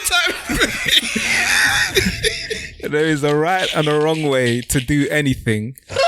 Always focus on the right way. Thank you, Nigerians. Thank you, the ancestors, Always. for actually channeling the truth to my bedroom here. Always focus on the right way. That's Yoruba Proverbs. You can catch the Yoruba Proverbs on @Yoruba. YORUBA_Proverbs on Twitter. At Yoruba. They got some fantastic proverbs, man. And I try to do the ones that mean a little something. So yeah, you can catch them on Twitter. Yoruba Proverbs. Yoruba_Proverbs. You can catch me on Twitter on Yoruba Proverbs. You can catch me on Twitter on aka_Mr. Wolf and on Instagram on aka Mr. Wolf. What's going on? All right. Thank you very much. Go Thank for you. it, Thank you, ancestors. I believe in you now. All right. And in front of me, we have my brother. What did you believe in before? Nothing. The white Jesus? Nothing. You don't know. Nothing. No, I don't. Yeah. Which is the lack of belief in it. Nothing. In front of me, I have my brother Hulk. who, although being younger than me, because apparently I say he's younger than me all the time, he's more accomplished. He's richer. He's fitter. It's true. He's better spoken. He has Nah, I'm not better spoken. You don't think so? No. Okay. Well, I think you're much well spoken than I am. I think that everyone can acknowledge that you're much better spoken than I I am. don't know. All I do is I told you I'm on my Boris thing. I'm mumbling. You know all the stay Well, inside. you Don't go speak. outside. Blah blah blah blah blah. You speak, he grunts. So, you know. Even if you don't speak that well. is a disrespect now. Yeah, well, Franco. either way, I'll say that eloquently enough though. either way, he's the younger brother that sometimes I look up to. As you should. My brother, Big Wahala. At Big Wahala on Insta. At Big Wahala on Twitter. You know, did our sister show you my birthday present card? No. It's a picture of my face in Hulk. In a like my face in the middle of Hulk's face, Okay. and it's like Hulk smash figure. If you see my face, my wife's like, it's actually a good card. She sent it to me. I'll show it to you guys. All right. You can have a look. Yeah, what's up, people? I'm good. Yeah. Can I ask a quick question before we get into the last topic of the episode? Quick question. This ain't gonna be quick, bro. How much you guys spend on apps? Very little. I hardly spend anything on applications. You can call me. My number's 000. Yeah. I'll always find a way to get it free. I kind of have got to a place where maybe I don't mind spending a $5 or even a tenner on something that will benefit me. I'm at that place now myself. But you said the other day that you spent quite a lot of money on a load of apps. I have spent, no, it's not a load. Some of them just quite expensive. Alright, so because, you can see I'm been on this financial journey. Well, in fact, my whole adult life I've been on a financial journey, but very recently it's changed from, getting rid of debt, and now it's turning into consolidating. Say the word for me, please. Consolidating. And growing wealth. So I'm on the next leg of my journey, I guess. Because when I'm clearing debt, that's what I do. I don't try and build wealth. And I know you should, and I know everybody, you should. But you have your way. You have your method. But for me, when I'm in debt, my only thing is just get out of debt, get out of debt, get out of debt. That's what I do. So I've got out of debt now. So now I'm trying to build money. So I've been looking for an app to replace the notes app that I've been using to calculate my money. So with the notes, I was in this much debt, and then when I cleared a little bit, I would put and I'll just write it down. I'm on this, and I'll write the month. You guys have all seen my little notes app. But to grow it, I think it needs to be a bit different than to keep saying I've got this much money in this account. Or for in my head anyways, it's like it's a bit different. It was a bit harder to do it that way. Yeah. So I wanted the app that I could just change the numbers. You know how hard it was just to find, because they're all budget apps, and I don't need to budget. I budget very well. So I don't need something telling me you need to save £50 now, or you need to do this, or I'm going to take money from your account and put it in. I don't need that. I just want to say in these accounts, this is how much I have, or that's it. And it's really hard to get one that doesn't automatically go into your account and do it. Yeah. Like, just give me your bank details and I'll take all the numbers and add it on. Which, so I've got a couple of those as well, but I just wanted one just for my saving stuff. It took me forever to find one. Finally I found one. And then when I started to put in, I said, how wicked. I was even telling my wife, I was happy jumping up and down. I finally one that just does, it's a very simple thing. But then when I tried to add the next account in, it said, oh, now you need to buy the thing. And it's a subscription thing. So it was £1 a month or £1.50 a month or something, and £15 for the year or whatever. But then they said £20 for lifetime. So I didn't even think about spending £20 for the lifetime. This app that I just tried to do now, it's gonna the music one, the one that I'm playing all these sound effects on. That's gonna cost me about, I don't know how much it is a year, but it's like gonna be like £60 a year, whatever it is. Yeah. But I'm going to buy it because I've been using it and it's helpful. I just spent, again today, I spent £30 on the app for my daughter for her learning stuff. So for my daughter, I spent just £100 this year on educational apps. And as I paid for this app today, and I left her with, me and my wife were tidying up the house. I left her with the iPad, and it was one of those apps where you can do a couple of things, but then you go to the rest of them, it's got these locks. Yeah. And she had got to the lock, she'd come to me with the thing like, I can't do this. So I looked at it, and I've seen it there before, but I've never thought to buy it. But for whatever reason today, I just said, let me just buy the thing. And I bought it, it was £30. And then I left her to it. And then when I went back, it was this problem solving thing that she was doing, and she was there scratching her head and thinking, and it was really interesting. I was thinking, when they were talking about these people, the financial divide between people that don't have computers at home or don't have internet, and especially with the lockdown thing, so they can't school from home as well as other people. And I said, it's real, because that iPad there is £800. I just spent £20 on the app, and I've left her to it, and this girl is learning whilst me and my wife are tidying up. You get me? In fact, and earlier on, she took a Yoruba lesson over Zoom on that same iPad.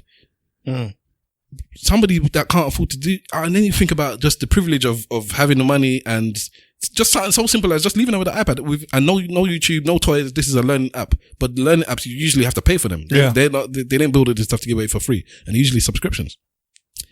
So I don't know, for me, it's just like, it just made me think and be like, I'm thankful that I can do this for my child. And then really for coming back to what Mr. Wolf was saying earlier on, because I do empathize with other people, and it's like, it's really sad that there are some people that are sharing one computer over 12, well, not 12 kids, but you get what I mean. Yeah. Or, there's one computer in the house, or they can't afford internet this month, or such and such. And I just thought, so for me, I just want to, I have this survivor's guilt thing now.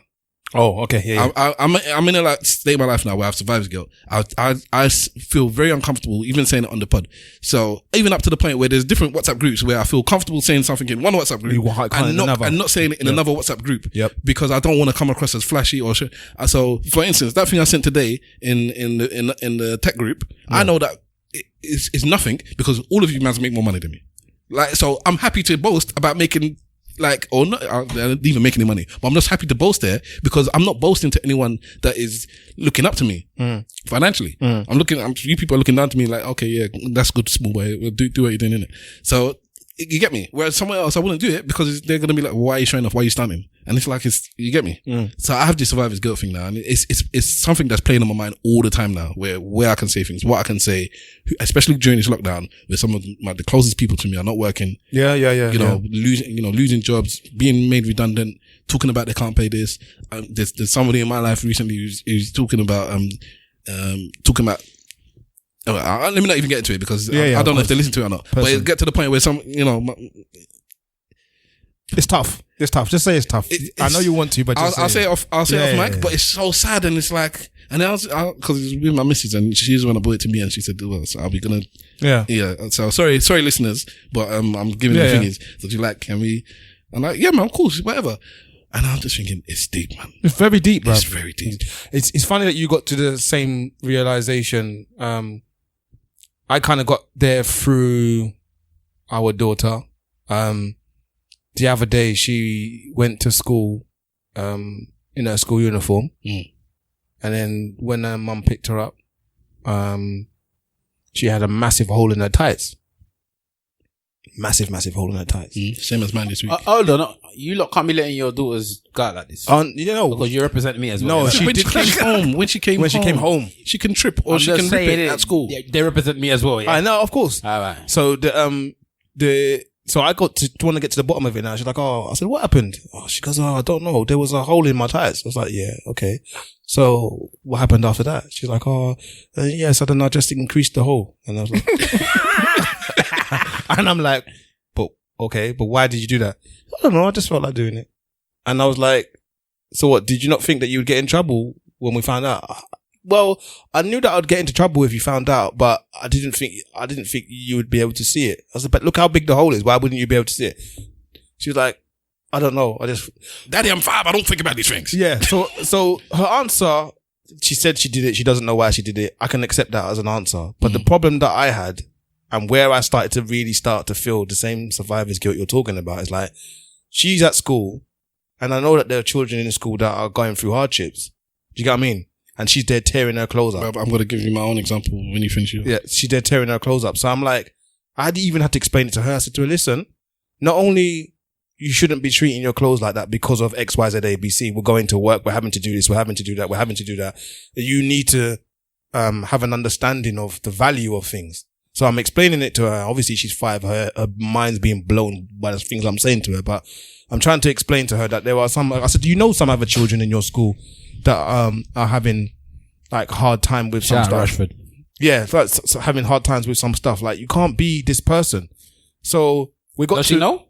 Yeah, there's other people in her school. Like, but does she know? Like, yeah, because you can't understand at that age, man. They do understand because those are the people that get taken the mickey out of. Do you get what I'm saying? Yeah, but on a kid's level, innit? Yeah, but on the youth level, the things that they're getting taken the mickey out of about is what. But how many people have you known in your life when at your age now you talk to them and you were bastard in school and it's like, you know what, I never realized the effect I was having or what that person was going through. No, I'm not talking. I was just bantering. I'm gonna and then it's only when you got to a certain age, it's like, oh my days, that person, they came to school with their trousers all the way up there because their parents couldn't afford it. So when I'm there bantering, for me, I know you can't afford it, but I didn't really think about it until I was a big man myself. Yeah, but my thing is, I'm saying to her, when those people are having to make it taken out of them, the reason why is not because they want to be in that situation, it's because maybe their parents can't afford the situation. So I'm explaining to her but she don't understand money yet. Because remember, she understands money. But she doesn't, because you remember the time that we had that discussion about how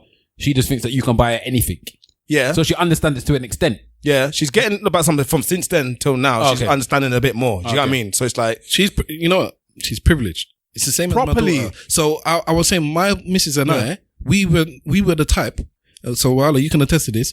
Come Christmas time, you knew, don't bother asking for this, like what I really want. I'm going to ask for something that I like, but it's not what I really want because I don't think they can afford to get me that. That's a life that I've had. That Argos catalogue has tears You on get it. me? Yeah. As in actual crying tears. And I say that because this week I went to the it wasn't Argos, it was the Smiths, the toy store, and I made her go in herself to get that catalogue. She actually started crying because she didn't want to go in. I'm like, I forced her. The way the woman looked at me like, why are you making the girl do this? Because I stand outside. I said, go and get the catalogue.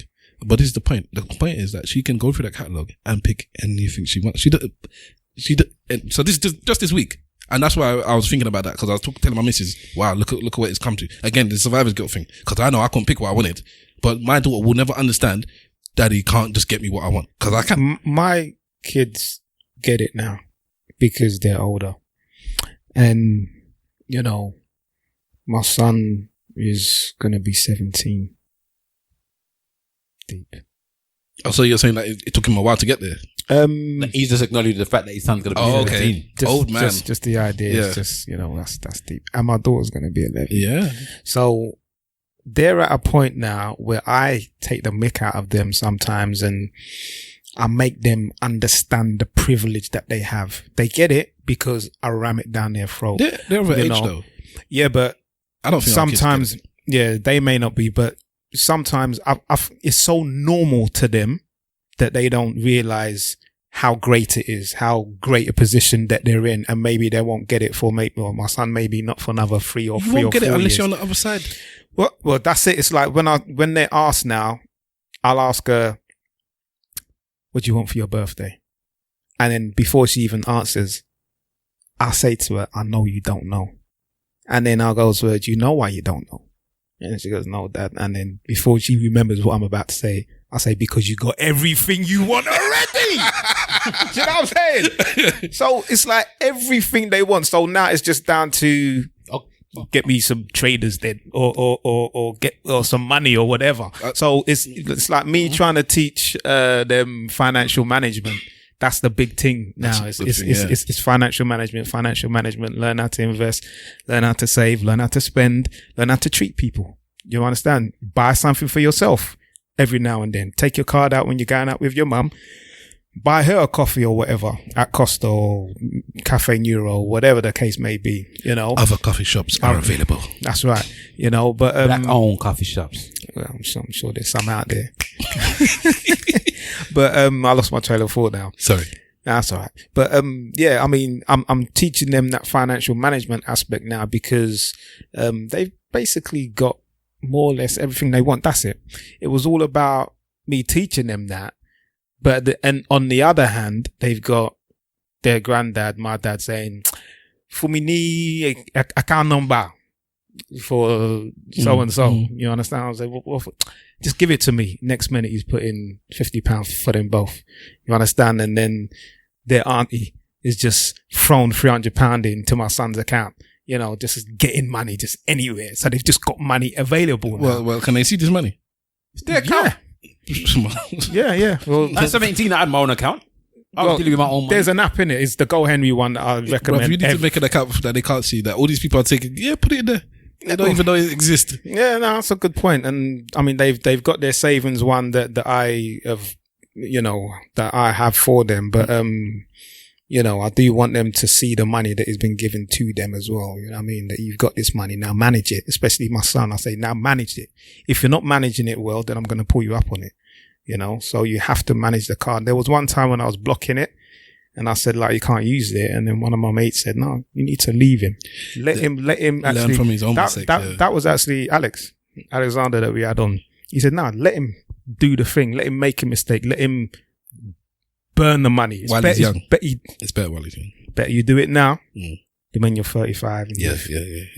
burn all your money. But it's interesting. They got everything they want, man. Dan, you want to say something? Yeah. Remind me to talk about two women podcast as well, because it kind of touches on this, but I'm going to say something, then you say what you're saying. I wanted my He-Man toys, man. I never got them. Brother, He-Man, boy. there's still a Ghostbusters water pistol that I'm looking for. Brother, let me put it to you like this, yeah? Let me put it to you like this. I wanted Skeletor and He-Man together. There was a time when I was at school, yeah, and because I didn't have the money, do you remember them bringing toys there? No, do you remember the Premier League sticker books? Yeah. I used to buy them all the time, but because the money wasn't coming how it was supposed to come, I never ever finished the book. I never finished my book. And it was so bad. Man and had about 4 Ian Wrights in it.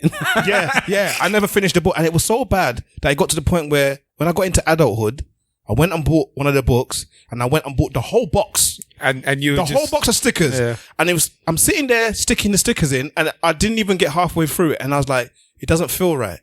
It doesn't feel right because whether I like it or not, the uncertainty of whether or not I was going to have enough stickers made it what it was. Yeah, and the swapping and all that stuff. Yeah. As well, innit? And now, yeah. now I've got the whole box here. It's not fulfilling the thing. So it's like one of those holes in my past that I can't actually fulfill. You can't reasonably do it. At least you understand, because some people try and fill these holes with all manner of this Yeah, and that. you can't. You gotta let it go. So anyway, sorry, you were gonna say something.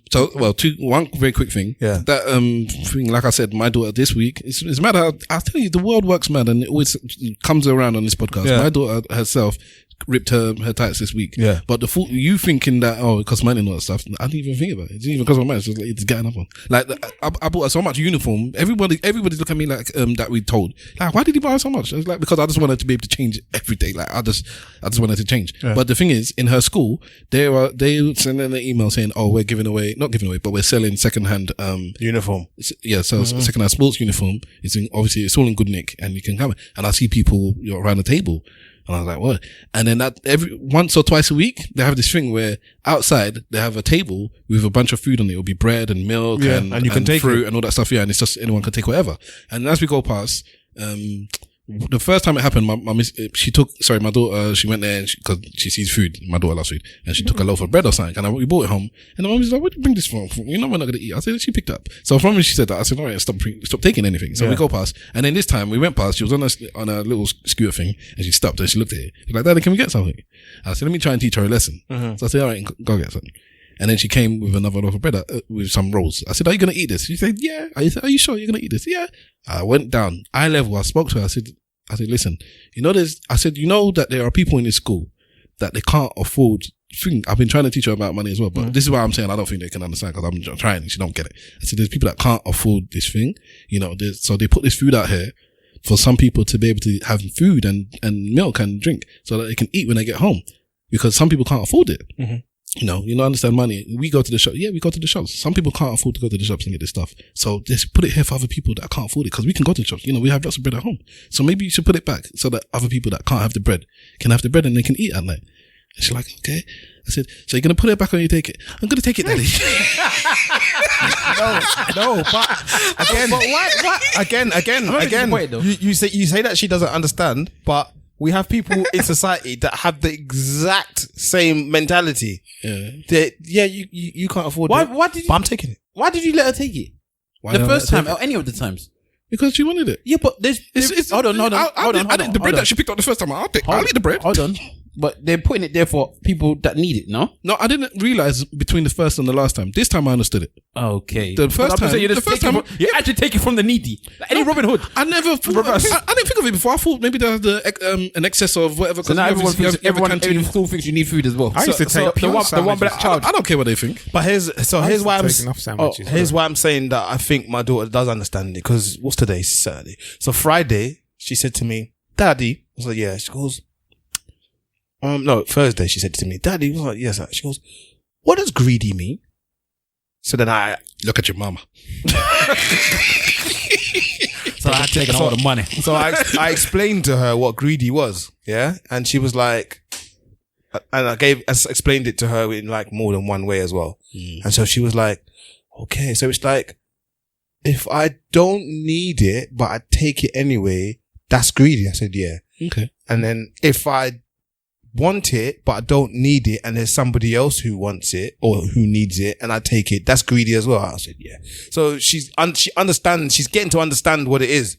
But that's greed, not money. I'll get that. Yeah, but that's where money's money. I know it overlaps, but that's its own separate thing. Yeah, it's its own separate thing, but that's how I'm teaching her about it. So I know that she's getting an understanding. So when I came back to those tights, because I was vexed about them tights, and the vexation was a combination of thinking to myself, we've raised a child that now is exhibiting behavior that is consistent with what we've always disliked and considered to be injustice up until now. And the other side of it was, how did I allow it to happen? What did I do that allowed it to happen? And then the other side was the same survivor's guilt thing. And it's like, I'm constantly in conflict with the fact that we've done a lot better than most. I wasn't even going to say our parents. I was going to say we've done a lot better than most. And we have worked hard and got ourselves into a position where we're not rich by any measure. But I haven't worked hard, but okay. We're not rich by any measure, but we're doing reasonably better than most. Mm. And it's like, we've done that. We've done it in a way that isn't malicious. We've done it in a way that is just about, drive and just trying to better ourselves. And also our previous condition has informed the way that we have the drive and desire to, create a certain standard of living. But in doing so, we're potentially creating another generation of... This is what I'm going to get to after a while I said what you said. Shit. So, Go on. obviously, I don't have any children. It is known, right? But when he does, his breast will be there to feed them. Lactating. That's funny. So anyway, that was actually funny. That was funny. But anyway, so I don't have any children, but I do see that I exhibit this situation with my nieces and nephews, and Stav is actually the one that put it forward that I do this. Yeah. But I never really noticed that I do it, right? Yeah. But the other day, one of my nieces, I asked her if she listened to the new Wizkid album, and she was like, no. And so I was like, have you listened to this album? She's like, no. I said, why? She goes, I've got this app, and it's like a free app, and the only certain music comes on it. So I said, what? That's a mad thing. So I just went and bought a title. I just got it for her. Yeah. And then Stav was like, when you shoot, because she's a big girl, like she's 29? She's not 20. How old is she? 19? 19. That's like, acting like it was a big gap that was between the two of them. Yeah, but you... Like, it sounded like you were going to say 20-something. I was like, 29, I thought. No, but she's 20 though, yeah? Okay, no, yeah. sorry, she's 19, sorry. She's going to be 20 in a couple of months' time, right? Mm. So, when I was 19, I was working, I had money, I was doing whatever I was doing. I don't even know if she works. She might even work, I'm not even sure anymore. She goes to university, she's a medical student, so she's doing what we like. Shout out. Right? She's doing what we like, but Studious. she's a good girl, Yeah. right? But anyway, Good lass. I just got the thing. Yeah. I didn't blink about it. I didn't think about it. I just got it. Right? Stav was there when I was doing it. I just got it. And he's like, when we was at her age, we got our own music. I said it for a reason though. It wasn't because you were talking about basically. No, because I said that everyone deserves the right to have music. I almost no, because maybe it's my fault, or maybe it's in my own insecurities or my own problems, because it made me feel like, am I doing enough for this girl? And then so I had to think about it, because it's like, why shouldn't I do it? Of course I'll do it. I said, well, you just got to, why shouldn't I do it? And I'm thinking, am I doing enough for my niece? And then I said, yeah. Then it got down to the point, this girl's a big girl, at her age. What? And I thought, what was that? What did you do for me at her age? Nothing. I was doing everything for myself. Even my mum and dad weren't doing anything for me anymore. But apart from buying the food. But that's my trauma. Go on. So I'm like this. So when you're talking about your sticker books, yeah? Yeah. I will never forget the times when I had to basically walk my mum around the whole of Main Street, yeah, to try and find the shop that I could buy a pair of Nikes within that price bracket that my mum gave me, yeah? Yeah. And that price bracket wasn't high. Yeah. It was very low. And if you managed to find them, it would be one multicolored something, but it had the swoosh. You know what I mean? Same Main Street. It's probably Dalston or Wolverhampton Market. It's wet Main Street. Go on. Right? So, now I just buy trainers. I know. Right? I'll just buy trainers whenever I see a trainer I like. Yep. Whenever I think a trainer I want, I will just spend money, to the point now that I have trainers in my spare room, stacked up in stacks, and I don't know what I've got. Yep. And there's some, at least, let's say if there's 30, no, there's more than 30, but let's just use the small number because I don't want to sound disgraceful. No, I want to say, how many trainers do you have? Don't say this. I don't know, but there's more. 50? Probably. I don't know. 70? I don't know. I don't think there's 70. I don't know. I don't know. What I know is that when me and Simple Simon left, wherever we left, I threw away about 32 of them. You threw away your trainers? Yeah, because I'd used them, and I don't think I'm going to use them again. Wow. Threw them where? In the recycle thing. The clothes recycle. Oh, okay, cool. All right. So anyway, right. So I just keep buying trainers, and I know it's a trauma. I know it's something from the past that I couldn't do it. So now I'm with my nieces and nephews. I'm almost like, whenever I see that there's something that I couldn't get and they kind of need, I'll always get it for them if I can afford it. Like if it's something that's not like a throwaway. But I also have this sense in my brain. A lot like stuff says is, you lot should be able to get this stuff now. So I never want them to be to a point where they they're not working for their own stuff. So they should always work for their own stuff. And I suppose with the boys, especially the older ones, I won't get them nothing anymore. I'll just give them money for their birthday or whatever. You're old enough to look after yourself. One of them's got 3 kids for them sake. You know what I mean? I'm not going to come down give you a sweet because, you know, you know what I mean? But you should be able to do it. Even as I said, my niece is 19, right? I shouldn't really be having to get her stuff, but I always in my brain have this thought pattern of when I was younger. She's still at that age where she gets treated, man. Yeah, of course. But I'm saying in my head, you're our uncle now. In my head, I'm that uncle. I'm that uncle that just give money. I would just give money, but if they asked me for something and I could give it to them, I could do it. I would do it, but I need to in my brain also. If she asked me for something, I would. But that's the thing because they don't. Yeah, but she doesn't have to ask. I think it's a girl thing as well because it's like my nieces. That's how I am with all of them. Like if they mention something and I feel like it's a way for them or it's a feeling for them, I'm just getting it for her. Do you know what I mean? Especially her that's at university, and I know that how hard it is to struggle at university. I don't want her to ever feel like she has to go and rely on anyone else outside of that family to provide her with something. So I will just get it for her. If your mom and dad are not, maybe they're doing the strict thing. That's what I'm saying. That's another thing. That is another thing as well. I might need to. Sometimes I feel like I should speak to their parent before, and I have done that times with my sister. And I said to her, "Look, do you mind me getting her this thing?" And she'd be like, "No, of course not, man." Okay. But they're like, "I'm not getting it for though." You know what I mean? That's the thing because then it comes down to because I think you're saying that maybe I dragged you to thinking one way a bit, and I think in the same conversation you dragged me thinking the other way a bit. Maybe we've come to the middle somewhere because I just didn't think to when it's birthdays and Christmas, yeah, whatever, buy them stuff. But in between time, I never think I need to do it because for one, they have parents that can do whatever it is as well. So it's like, for me, it wasn't even about the age because I only thought about it age-wise once we had that conversation. But for me, it's just like, if they want anything, their parents are there to buy it for them. It's not my job to be there chasing them to buy stuff. But then I realized, okay, maybe there's stuff that they might want that their parents might not want to buy them. But then in my head, it's like, I don't want you buying something for my daughter that I don't want her to have. No, that's how they want to work for, innit? Or if you want to buy it yourself, you get it yourself. I don't know. So I need to come out of that pattern as well in the same way that I'm a bit like you guys where I know that I can get most people anything if I wanted to. So even with my wife, I'm a bit like that. This year is the only year, even at Christmas, I'm like, she said something to me and I'm like, I'm not getting you that. I actually said to her, I'm not getting you that. Why? Because I thought it was too expensive for Christmas. That's interesting. But she said it herself though. So she actually said it herself. Because we're doing certain things that require money. Okay. Right. So she was like, you know what? Well, at this moment in time, and she don't ask for things, which is even a different thing. She don't necessarily ask for things, but I asked her, what do you want? And she's like, well, maybe. And I said, nah, that's too much.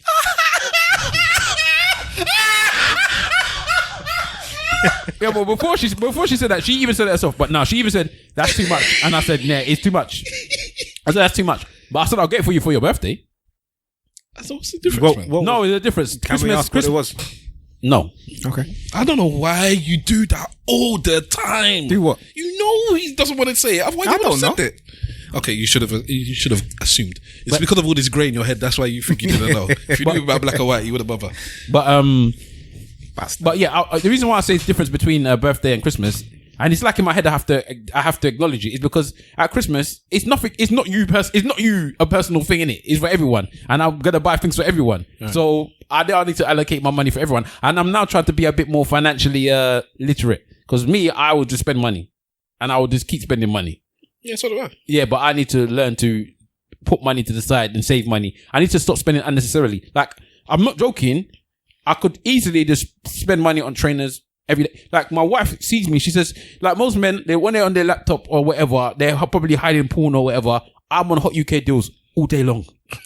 And she's like, why are you always shopping? I'm like, I'm not buying anything. I'm just looking, love. I'm just looking. But it's like, I'm obsessed with it. To the point where if Mr. Wolf called me now and said, I was looking at a TV, in about 10-20 minutes, I will be messaging Mr. Wolf, look at this TV. It's like I'm obsessed with shopping. So I need to tone it down. Yeah, you are. I have noticed that there is a thing with you and shopping. I love it. Like, that's the thing that makes me feel good. Like, when people say online shopping. Oh, anyway.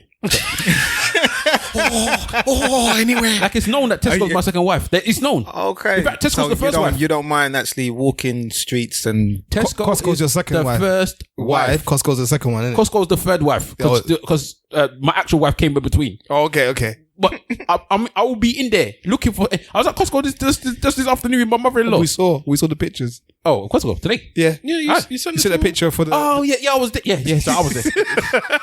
So do you know what I mean? I love it. Sorry, Miss Wolf. It's okay. It was the tech group. I feel. It was the tech group. It was technology. I didn't. It was too much advanced for you. I feel left out. Yeah. But it's like I almost feel to invite me to the group, you know. yeah, but I'm obsessed with spending money, so I need to find. I'm good. I need to make sure that I control that spending, if that makes sense. So I'm stopping it. Yeah. But yeah, when you said that to me, I did think to myself, you know, I need to understand. And this whole Rashford situation as well is making me think that there are people out there that I don't acknowledge it. So you mentioned the idea of there's somebody that you have the utmost respect for, and then I don't know, it was something to do with their wages that you didn't realize that they earned less this is than a while you. ago, Yeah. Do you understand that you didn't have that inkling that they could be on that kind of money based on the intelligence and the amount of respect you have for them? Yeah. But Like, that stopped me from having that thought pattern that very day straight away. Like you shouldn't match respect with salary in any way, shape or form. No, which I didn't think I had anyway. Yeah, but it's just like I never. It's like I don't think it was a case of that. I don't think it was respect. It was. I threw it out, and I was very flippant about it. It's like I didn't even expect it, and it made me now need to acknowledge that there are people that potentially just not on the same salary or near your salary that you are, and because my salary is high but not that high, right? I still think that there should be more people that's around me. Yeah. There's that other thing where you're in a bubble. Yeah, we are in a bubble because we're in a particular. Everyone in this room and most of the people around us, even the ones that are not even doing legal things, are still earning probably up to a salary that we think is respectable. Yeah. So, but then also we live in a bubble where what's the idea of respectable? Because I don't think my salary is acceptable. Anything that is above 50,000 for me. Yeah, is respectable. No, let me not say respectable is the wrong terminology because I don't disrespect anybody that's below that. Yeah. But I don't think that anybody, if you're on 50,000, I think that's like when people say respectable salary. I mean, it's a reasonable wage. No, that's a good wage. It's a good wage. You should be happy with that. Wage. You should be not to say that you should be. I don't think it's a good wage. No, I don't think. I think it's a good wage. The reason why I think it's a comparatively it's a good wage. Yeah, but is like. I look at it in comparison to other people, and you know, I look at my job, and I think to myself, "What a wonderful world!" I do. I mean, I don't want to be in my place of employment in the next 5 years, for example. Skies are blue. Because I have ambitions to do other things. Amen. Do you understand? Better things. Amen. And to earn even more money. But so the gigolo thing you were talking about, you're going to do that, yeah? Bruh, swinging dick. Why you let that out? OnlyFans. Underscore Mr. Wolf. OnlyFans underscore Mr. Wolf. OnlyFans underscore under 5 feet. Oh. Under 5 feet, you know. Quang them and end them. I thought you don't lie. Categories. Get me? That's the biggest propaganda out there. Bro. Go on, sorry. We derailed you. It's just that I look at other people and I realize that even people within my company that are not on the same amount of money that I am, and I'm just very, very, very thankful because, like you say, there's people out there that have lost their jobs, lost their livelihood, at the brink of maybe losing their house, and you know, there's so much going on even before this whole pandemic. You know, he's such a hot. Listen, just channel your inner before all of that shit. There were people that were struggling. You understand what I'm saying? But man, and that's why I remain forever humble, man. Yeah, you got to remember that there's people around you, and I'm glad that you guys are, because I see between. I don't know so much of you. I don't really know you so much, and I need more. Definitely you. You, I don't know. I need more. Whoa. You, I don't know. Your daughter has everything. Well, me? Yes. Okay, all right. Like, more than I would say that any one of us has ever had. So that's why I see it as everything. And see, the reason why you don't know with me is because I'm so trying to have a balance. But your daughter has everything, though. I'm so trying to have a balance. But she has everything, though. But here's the thing. Does she have a tablet? No. Neither does mine. So she doesn't have everything. Does she have a tablet at hand? She has access to a tablet. Exactly. But it's not hers. So that make a difference. It's her mum's. She has it at hand. Do you use it as much as she does? My iPad Pro. It's hers. I looked at it the other day. You know when it tells you the battery, so what apps have been used. Yeah. And like the top 3 were her. It's hers. Same as yours. Did your daughter, whatever appliance that she uses, do you use it more than her? Yeah, but my normal iPad. Not mine, it's my missus. Does she use it more than her? She does. Your missus use it more than the daughter. Yeah. Fair enough. But my daughter uses it a lot. It's theirs. What's your own? It's not yours. It's theirs. Like right now, it is not giving it to her as hers. So what is it you're saying? Sorry, go on. So you got access to everything. They have access to everything. There is nothing that they could say, as you said. Nothing. There's nothing ends they with could. a G, not a K, by the way. Oh But my carry god! on. There's nothing that you could say that these children can say. Oh, I don't have access to. But just like what I was saying about my kids, it's like, what do you want for your birthdays? What do you want for, they can't say, I need this or I want this. Yeah, there is no need. Like we had needs. If my mum said to me, "What do you want for your birthday?" I would have needed something like, or maybe not even need, but I would have wanted something that I potentially could have been used in. I was looking back on this because I was having a discussion with my son and my daughter about this whole thing, and even some colleagues at work, man. And I remember that there was a few things that I wanted, man, I never got, and I just wonder, what would my life have been had I got these things? You understand? Yeah, it's the thing. It's the sliding doors kind of thing. I remember specifically how badly I wanted turntables. How we feel. And I mean badly. Like I would always have the I can't remember the name of that magazine. My brother always bought this. Well, Mix Mag. Something like this. It was one of them magazines that music magazine. Music technology kind of thing. That's what got me into the whole thing. And always go to the back and see the sales of these things. And even the Source magazine was selling turntables. Obviously it was all overseas and what, but I need turntables. How old was you? Must have been about 12, 13, 14, around that age. So the same thing. Understand? Exactly the same thing with that. I wanted turntables as well when I was younger. Badly. And I think even into college, I still wanted it badly. It's what drove me to get my first credit card. That's how. Yeah, I remember you saying you said it in the podcast. That's how I got my first credit card, because I wanted them turntables so bad. And when I bought them, I did not stop playing those turntables over. Hey, you looked after it as well, I properly looked after it. because you earned it. I've still got them now. I've still got the turntables now. I never got them. I got one turntable, and I think my dad, in conjunction with my sister, purchased it for one of my birthdays, and I really wanted it, but I only got one. And my dad said he was going to get me the other. I remember. And I don't think he ever had the money to get me the other. I remember. And I was like, I had the one, man. And I appreciated the one. I still got the one. Yeah. So I tried to sell it. So here's the thing. I was complaining. I've been complaining for since my daughter was maybe 2, or since I realized that she can do what she wants to do. Since this kind of conversation, that I want my daughter to have some grit to her, because I believe that the good things in the people in my circle and a lot of the people I see in terms of success came from that grit. So I'm going to use the word grit, but overcoming adversity to some extent. So you worked hard for your thing, and that's how you got it, and that's why you appreciate it, and even the appreciation part. So not only that I can do it because I overcame this and that. So I got some spunk about myself because I learned this, but then when I got it, I appreciate it as well. Whereas somebody else that lives on the outside of the tracks will just leave it to the side. They don't even appreciate it when it comes. So I didn't want my daughter to be one of those people.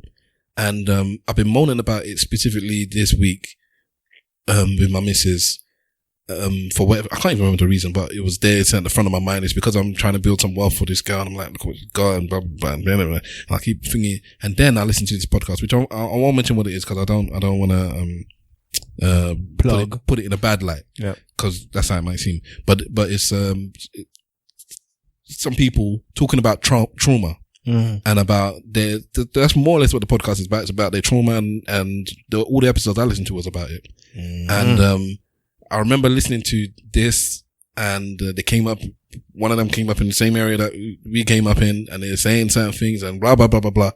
And then after I listened to a few of the episodes, I came back to my missus and I said, you know what? If it's a choice between that and what I think she might become, because I guess I'm looking at almost 2 extremes. So in this case, it's like, because of the things they went through, they are still dealing with them now as adults. Yeah. I don't think I'm in that realm. I don't think everyone on this table is, but I think luck played a massive part in our lives. It wasn't just the fact that we had good parents and good home teaching. It's the fact we didn't necessarily fall in with the bad crowd, or when we did fall in with the bad crowd, it was the angels with dirty faces. I'm going to call it the angels with dirty faces dilemma. And for those of you, in fact, that is going to be my Stavros test this week. It's going to be angels with dirty faces. It's a film, and there's this thing where something splinters. It's basically sliding doors, but 40 years earlier than sliding doors. And instead of one person, it's 2 people, and it shows you how their lives separate because of one incident where they both did something, but one of them got caught by the police, and one of them got away. Yeah. And it shows you how they came up the same, and with that splinter in life, one went this way, one went that way. And I think we have all been lucky to have had that thing where we metaphorically didn't get catched by the police. So we got to live our life in a certain way, and then we got over certain hurdles, and then now we're on the other side of those hurdles. What do top call us? Upper class hackney. Yeah, you call us upper class. I'll call it blessed and highly favored. Yeah, blessed. And when people ask me, that's exactly what I say. I'm blessed and highly favored. You know what I mean? There's bare incidents in my life that fall in that particular realm. I'm never gonna forget the time that I was outside, and one of the guys from the estate came and he was trying to hand me some drugs. Right? And one of the other guys that lived a couple of doors down, short guy, you know what I'm talking about, came running up and stopped that person. Said, don't ever give this boy that thing. He's not like us. He doesn't do this stuff. Don't ever do that again. Told him to never, properly told him off, and said to me, How old was you? I was probably about 13, 14. Said, don't ever do that again. Stopped him. I actually saw I mean, people might know this, but I never knew how serious it was. DMX and how he got into the whole thing. Yeah. You know, how he was messing around with the guy that he was rapping with, who he saw as a mentor, who he looked up to, you know, in a certain way. And the guy laced his weed with cocaine. And he said that that's the first time when he encountered cocaine. And, you know, just looking back on it and telling the story, he was like, why would someone do that to a child? Yeah, because he was a child at the time and probably around about the same age. 13, 14. Do you understand? And he was an adult. So he's thinking, why would you do that to a child? So he was emotional. He was broken. He's a broken man. And look at the time that it happened. At that time is probably the reason why he became a broken man. But at the same time, it's probably partly the reason why he is a big and famous and well-respected hip hop Not necessarily, you know. Maybe. Who knows? Maybe. Who knows? No, we never know. Who knows? Yeah. So can I just? I know we got. I don't want, and I want to talk about that thing as well. But has anybody watched the Fresh Prince reunion thing? Yes. Oh, you seen it? Okay. Have you watched You it? know, with I only saw the trailer. Okay, but we still got to talk about that other thing. we I don't know if we have to. But we should. Okay. What other thing? Then all right. Yeah, Fine. but we're about 3.5 hours in, bro. What the fuck? It can't be 3.5 hours. It's two. free. That's fine. Well, I'm just going to 2.5. I'm going to touch on this very briefly, and then we can touch on lie that. to my people, man. What is it? 2.5 or 2? It's not. It's 2. It's just 2. Oh, so you're adding in more time by discussing the time. No, I was just wondering. All right. Anyway, so you were talking earlier about how you was young, and when we was young, we didn't necessarily think about certain things. All right. That discussion between Will Smith and Has everybody watched it? He hasn't watched it yet. No, I haven't seen it. I haven't seen it either. Oh, I thought you'd seen it. No, I haven't. I thought you just said you had seen it. No. Oh, okay. There's a discussion between them though. Yeah. And it really shows how somebody does not, maybe as a young person, doesn't look at a person's life and understands what that person was going through. Yeah, you don't know the repercussions of your actions. It was such a beautiful discussion, man. When you get a chance to watch it. I think I see. But I think we can talk about that. It's on YouTube now. Because at the end of the day, is it on, the whole thing's on YouTube? Yeah, it's on YouTube. See, I don't think it's one of those things. It's not spoiler. Okay, but no, some people might not know. Okay, people might not know well, because he didn't even know.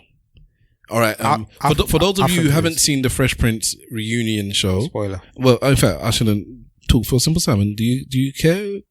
Or do you want to watch it first before we discuss it? You're probably going to watch it this evening, so yeah. We can discuss it next week then, because it may be a bit topical, but it's not. We could talk about that anytime, innit? I guess. Yeah. Yeah, no problem. All right. So it's just that you said something that was quite relevant to today. About the being the age thing. But anyway, let's go into the other thing quickly. Oh, about when you come up and then later on you realize I knew whatever, but I didn't realize it was going to have that much of an effect because I was saying about somebody else's life. You didn't know, like you were talking about people's tracksuit, that's what I said. The trousers or whatever. You don't know what they were going through. Yeah, that. Okay. But anyway, all right. So let's try and get into this. All right. Thing, man. So Notes cheated on his girlfriend who was pregnant. Okay. Sorry for all of them and whatever. Okay. Octavian. And what thing are we talking about? He's just go on. Notes is a what is he, a rapper or singer? Yeah, that's what I'm saying. Like, and he cheated on his girlfriend. All right. Okay, go on. Who was pregnant? No, he didn't actually cheat on her. What happened then? He was trying to cheat on her. He didn't cheat on her. Okay. I have no idea. Attempted cheating, but Why is that news? Attempted cheating. I didn't say it was news. why is everything we're talking about news? Everything because it was on the timeline. What is stuff on the timeline? That's not the thing. I don't care about. Yeah, go on. Which is why I'm trying to go past it. But go on, yeah. I actually finished with it. Went to the next thing. People stopped me. Octavian and Rodney P. This week, it's been exposed that both of them have been abusive to their partners. One of them, multiple partners. I think they're all previous. I don't think any of them was present. This is Rodney P. And Octavian is a young MC, and there was a video put out by his now I'm assuming ex-girlfriend of what she allocated. Can you say the word? Allegation. She Alleged was abuse. You don't necessarily see everything, but you can hear it, and then at the end he says, "I would hit," like basically I forgot it, but something like "I'll hit you again," or that's why I hit you because of whatever. And then she's got pictures of herself with a bloodied face. Who's that? Octavian's girlfriend. Oh, okay. All right, but because I don't know any more than that, and at the end of the day, the topic is the topic. I'm going to allow you to continue with the Rodney P because you've done your little research. Okay, so getting into this, so Rodney P is basically trigger warning. Yeah, I'm sorry, I've gone too far as well. Trigger warning. Yeah. I don't know about this trigger warning, but anyway, we've given it. So we should vote.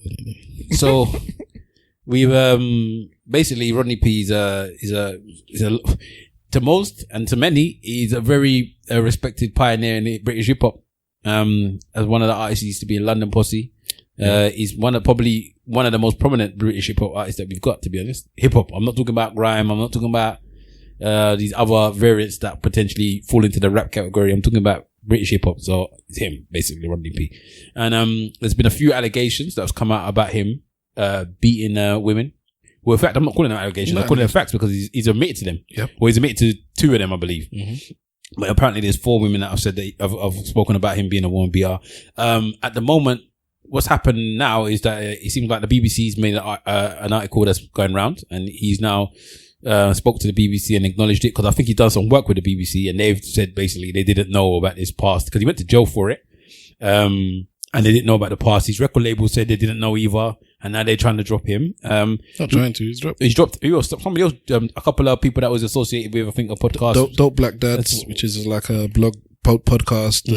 I don't know in what realm he worked with them, that they've kind of dropped him as well. Yeah, they've distanced themselves from him as well. So the BBC, his record label, True Thoughts, I think, and Dope Black Dads. Those are the 3 I know of. So from the BBC report. My discussion is this: right, we've gone through quite a few things that's happened within this week, and there was a Dutch Ravelli thing where he seems like he was talking to. He's a 27-year-old man that was talking or courting a girl that was probably about 17 or 18, I think. Did you hear the things? Yeah. Yeah, you heard. I heard one of the voice notes. I didn't really hear. I actually, because when it first happened. And because my missus said, who's that? She didn't know who he was. I said, blah, blah, blah, blah. And she didn't realize that it was the sister, the brother to, what's her name? Steph London. I said, oh. And then I said, oh, so one of these things must have got hacked. I'm assuming you don't know what's going on. I've kind of heard. Alright, so Dutch Ravelli, UK grime artist, UK grime artist via way of Amsterdam. Drill. Drill. His, Amsterdam. Yeah, he lived in Amsterdam. Yeah, hence the name Dutch Ravelli. So, is he British born? I believe he was born there, moved somewhere else, and then he came back here when he was, I don't know, wherever. Is this all the grade that you need? You're a fool. But he lived there, and then he came back. But I believe he was born here. All right. His social media was hacked or whatever, and a lot of the stuff was leaked. So stuff with other artists, he's had lots of inbox, DMs with him and other artists, him and this. And then one of the threads that was released was of him with this, basically chasing this girl. Now, for me, I thought the jokes were because he seemed quite hungry for what I would see as a good looking, popular drill artist that he wouldn't necessarily need to chase women, but in this, the little bits I saw, because I read it first before I started listening, he seemed like he was properly like hungry for this girl. Then later on, I found out the girl is 18, and people was like, "This man is a big man." Is he 27? 27. Okay, so he's 27, and he's chasing after this 18-year-old. Did this happen recently? And that's what I'm saying. We don't even know. The thing was released recently. I don't know. You don't even know how long ago it was in. It could be like 3 years ago and shit, boy. I don't know. It's on I don't know. Snapchat, so it must be time ago. No, listen, people still use Snap. Just because you don't. People still use I Snap. never used that. So I don't Yeah, know. people are still on Snap. But I think maybe potentially he thought she was younger than she actually was as well. I think there was a bit where he said, "Oh, I thought you're younger," kind of thing. Maybe. So But anyways, continue. I don't think we're necessarily going to talk about him too tough either. And also, if you think that we've brushed through this topic, we're probably going to get back to this general topic in a future episode. Because Webslinger said he wants to be on this topic. He wants some women to discuss it as well. And I know a lot of your audience, especially you women, feel that a woman should talk about this kind of thing. You women. So, so it will be something that we'll talk about in the future as well. So if we go about it quick now, it's because we're running long, and we are going to talk about it in the future. Sorry, Wahala, continue. Yeah. So I, to be honest, I just wanted to say, after going through all of this week, are we right to have a discussion about how potentially our black male artists in the UK are being portrayed with their relations with women? Because this is not the first. This is not the first. Obviously, we had the Solo 4-5. Yeah. We've had some other people as well where they've come out and talked about the abuse at the hands of artists. Remember that time there was a lot of people coming out and talking about a lot of different abuses of how some black celebrities in certain circles have been abusive towards them. Yeah. I don't understand. I don't know where you go from it. What us as men should be trying to do or have discussions regarding it, but it don't sit right with me. Especially somebody like Rodney P, which is, I suppose, I don't hear worship Rodney P, but you may have a respect for his craft and what he's done. And he's an elder, isn't he? Yeah, he's a proper elder, and I wouldn't have expected this to come out. Even though, why wouldn't I expect this to come out? I think the thing for me, and this is Stavros, and I'm talking for me because I guess this might border on controversial. That I actually don't, for one, I don't see it as a black thing. So I hate when all of a sudden we're separating black people, like white people don't do it. Like Asian I just people don't care for it. them. Like, yeah, okay, that's fine, but as long as everyone knows that it's done. And then I guess here's the controversial part: is that it is done and it is it's not good, but it comes back to the discussion we were talking about earlier on, where I said, not that I shouldn't talk about it, I know that we shouldn't try and know that it's not upsetting, but I actually don't think there's anything we as men can do to stop it. It's not because it is normal. It is normal for men to hit women. I don't think it's good. I don't think it should happen, but I don't actually think I think you need, one of those times you need to expand that word into normal. Okay, because normal you're saying as in, normal and people are going to take it the wrong way regardless so which of how way, what does normal mean? Regardless of how you want to let them to take it. I would use a different word. Okay, they're not going to pick the word. I would say that it is common. It's not uncommon. Okay, Yeah, not all right, uncommon fine. All right, for fine. people for men to hit women. It's just like, as bad as it is not uncommon. But to say that it is normal. Okay, then you've changed the word. I said okay, so we don't. What I'm just explaining why I'm changing the word. See, I'm like Simple Sam. I said I'm trying to explain but to you how I got there. You said that you shouldn't use the word normal. It's going to be taken the wrong way, and then you said uncommon. Yeah, but I'm just explaining to you how I got there. It's not uncommon, and then okay. Fair enough. All right, sorry. But that's the grey bit. No, I just think There's no grey. Don't explain. There's no grey. Okay, all right. So sorry, I retract the word normal, even though if you look in the You see, so you don't know. I am retracting it. Why you added? Because I just wanted to know that I want it known that I don't mean it in a bad way, because obviously, like you said, some people are going to take it away. I mean, in the dictionary, that's what it means. So we're going to say it's not uncommon because it's more palatable, not because it's actually different. Oh my god! All right, it's not uncommon for it to happen. If I go 1,000 years down the line and get in a time machine, it's not going to be any different there. Whatever percentage of men that hit women now, it's going to be the same in 1,000 years from now. It's you think so? There's nothing they can do to change that? It's because You don't think there's anything- it's not a society thing. It's a human nature thing. It's not. There are things that you can do to change society. So you think it's a human nature thing for people to be violent? Yes. So not disputing the violence thing, but you don't think there's any way that we can help to push the numbers of level down? Because you said it'd be exactly the same number. Yeah, You don't think there's a way of us as a society pushing that number down? Yes, and I'll explain. That's interesting. Okay, I don't think that you could say to like, because there's this thing that you'll have sometimes where people will say, well, if you meant like chastise your friends for doing this kind of thing, it would stop. It would slow down. I actually don't think it would. You don't think that? You don't think that if men held other men more accountable? I don't think when a man is raising his hand to a woman that he's thinking, oh, my boys is going to do what is going to happen later on. You don't think they think about any consequences? I don't, because I think if you chopped off a man's hand every time he hit somebody, you think you would have the same numbers? And it's a guarantee. Of course not. Okay, maybe not. So then there are ways in society to bring that numbers. Okay, then ways that are actually going to happen. We're not going to be chopping off people's hands. Don't scrunch up your face. Like we're going to chop off people's hands. Countries they cut people's hands, blood. And they still hit their women then. But the numbers might not be as high. Yeah, but they don't chop their hands off worse. for hitting the women. They chop their hands off for stealing. But the point is, and they still steal. I just think it's human nature. But it's not the same numbers, would it? That's what I'm saying. The numbers would decrease. No, I don't know, because if you have something if something was there and then suddenly it goes down, anyway. If you don't agree, then fine. All right. Well, rather than go down that road, I don't want to, because it might seem like I'm being flippant. I'm not. I don't want it to be seen as flippant. I don't want it to be seen like I don't care, and I don't want it to seem like it's okay. It's not any of those three things. It's not right. Excuse me. It's just, it's almost like I don't know what to say about the subject, because it's almost like it's bad. The person should be punished for it. Can I just rewind just a tiny bit? Go for it. I think that a lot of the guys who do beat their women, not all of them, okay? But there are a lot of guys that beat their women, and they will feel ashamed if their circle of friends knew about it. Okay. So if they did know about it and they respected the opinions of their friends, and their friends were going to counsel them, or their friends were going to tell them about themselves, I think that could influence a potential of men to not do it, or to find help in some way, shape or form. All right. You know what? I believe you're right. And I retract my earlier statement saying that we as a society or as boys couldn't have an effect. I actually think I'm wrong. Okay. So going from there, I think, again, I suppose we can't really get into it now because there's a lot of discussion to have.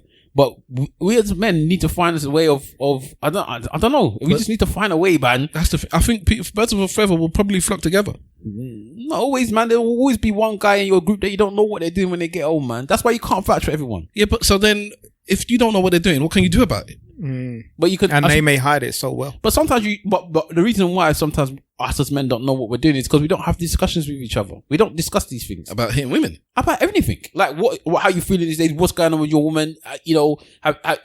Sometimes if you was to bring out a conversation and say, "What do you think about hitting girls?" Somebody might be honest enough to say, "Well, I'll slap her, man." Blah blah blah blah blah, and then you can have the discussion from there. But we don't have these types of discussions. We don't have discussions. We do because we have a podcast. That's the thing. But a lot of people don't necessarily have discussions about their relationships like openly. They don't really have deep conversations about their relationships and how they treat women. They don't have those conversations. If it's talking about anything, it's like, I'm beating it. That's the most you're gonna get from somebody. You're not really gonna get much more. Do you think I actually think it's changing. Actually, I think our generation, we as a circle, we talk about certain things, and we're quite expansive with what we talk about, even down to saying some big open things on this podcast where we've been quite expressive about things that have gone on in our lives and in relationships. So I've talked about being in an abusive relationship, and I was talking about hitting a woman myself when I was younger. So I've said that on the pod multiple times, that I'm in this situation where it could be that that person could come out and say Stavros hit me, and I could be cancelled. Well, there's nothing to cancel me for because I don't do nothing, but I could be cancelled for that. I think, again, if we want to go into the Mr. Wolf situation, you could say there was so much greater the situation. And, to be honest, if I was going to be, what's the word? If I was going to be fair to myself, I should explain it all, but I'm not even going to bother right now. But most people our age don't do that. But I think the generation underneath us, and I don't even mean like far underneath us, I mean like just early 30s and late 20s, they are having these discussions. I think boys in their late 20s and early 30s are talking about it, apart from the ones who aren't. And they are not going to. They are the ones that they're going to get to this hurdle in life where they've gone through all of these things. They've gone down the wrong path. They were the ones that got caught by the police, and they ain't having these kind of discussions. And maybe they're going to look back on it in life, same way maybe it's the same as making the jokes with the boy with the high trousers. They're going to have to look back and say, what I did was wrong. There's just some people that it was never going to be in a situation where they could see it in front of them. They only can see it in retrospect. But I think the number of people that see it in front of them, or that are living this thing about understanding what they're doing to society, understanding how to treat women, understanding how to talk to young people, all of that stuff. I think the one thing is like respecting elder people seems to be getting worse, but respecting your peers and the younger seem to be getting better. Yeah, I've noticed that. Surprisingly enough. So yeah, I don't know. It's one of those things. It's almost like I don't think I can change anything apart from on a one-to-one basis. I can talk to the people that I can talk to, and but that cascades out, innit? But I almost feel hopeless. Fair enough. Anyway, as you said, Webb is hoping to try and get somebody on the podcast so we can have a deeper and longer conversation. I just want to say, apologies to the people that are in that situation. Obviously, it's not nice for anyone to be in that type of situation. Hopefully you work out your trauma if you can. If you can't, hopefully you find ways to deal with it. I don't know, but it's really sad to see that, people that are looked at as our peers in their music group are behaving in this way. It's not a beautiful thing to see. You know what I mean? I would love to say that, somebody like Rodney P, to me, it was really effective. I didn't like it. I don't like it anytime, but I'm like, you're meant to be, as you say, he's an elder. And I'm like, I don't want to be seeing no things about you beating women when they're pregnant. I don't want to see that, because you're meant to be somebody that people are meant to look up to and respect in your field. 2 of the women were pregnant and apparently lost the babies due to the beating that they were given by. So 4 accusations, and 2 of the women were pregnant and lost the babies due to the beating. This is with Rodney P. Is this apparent or is this fact?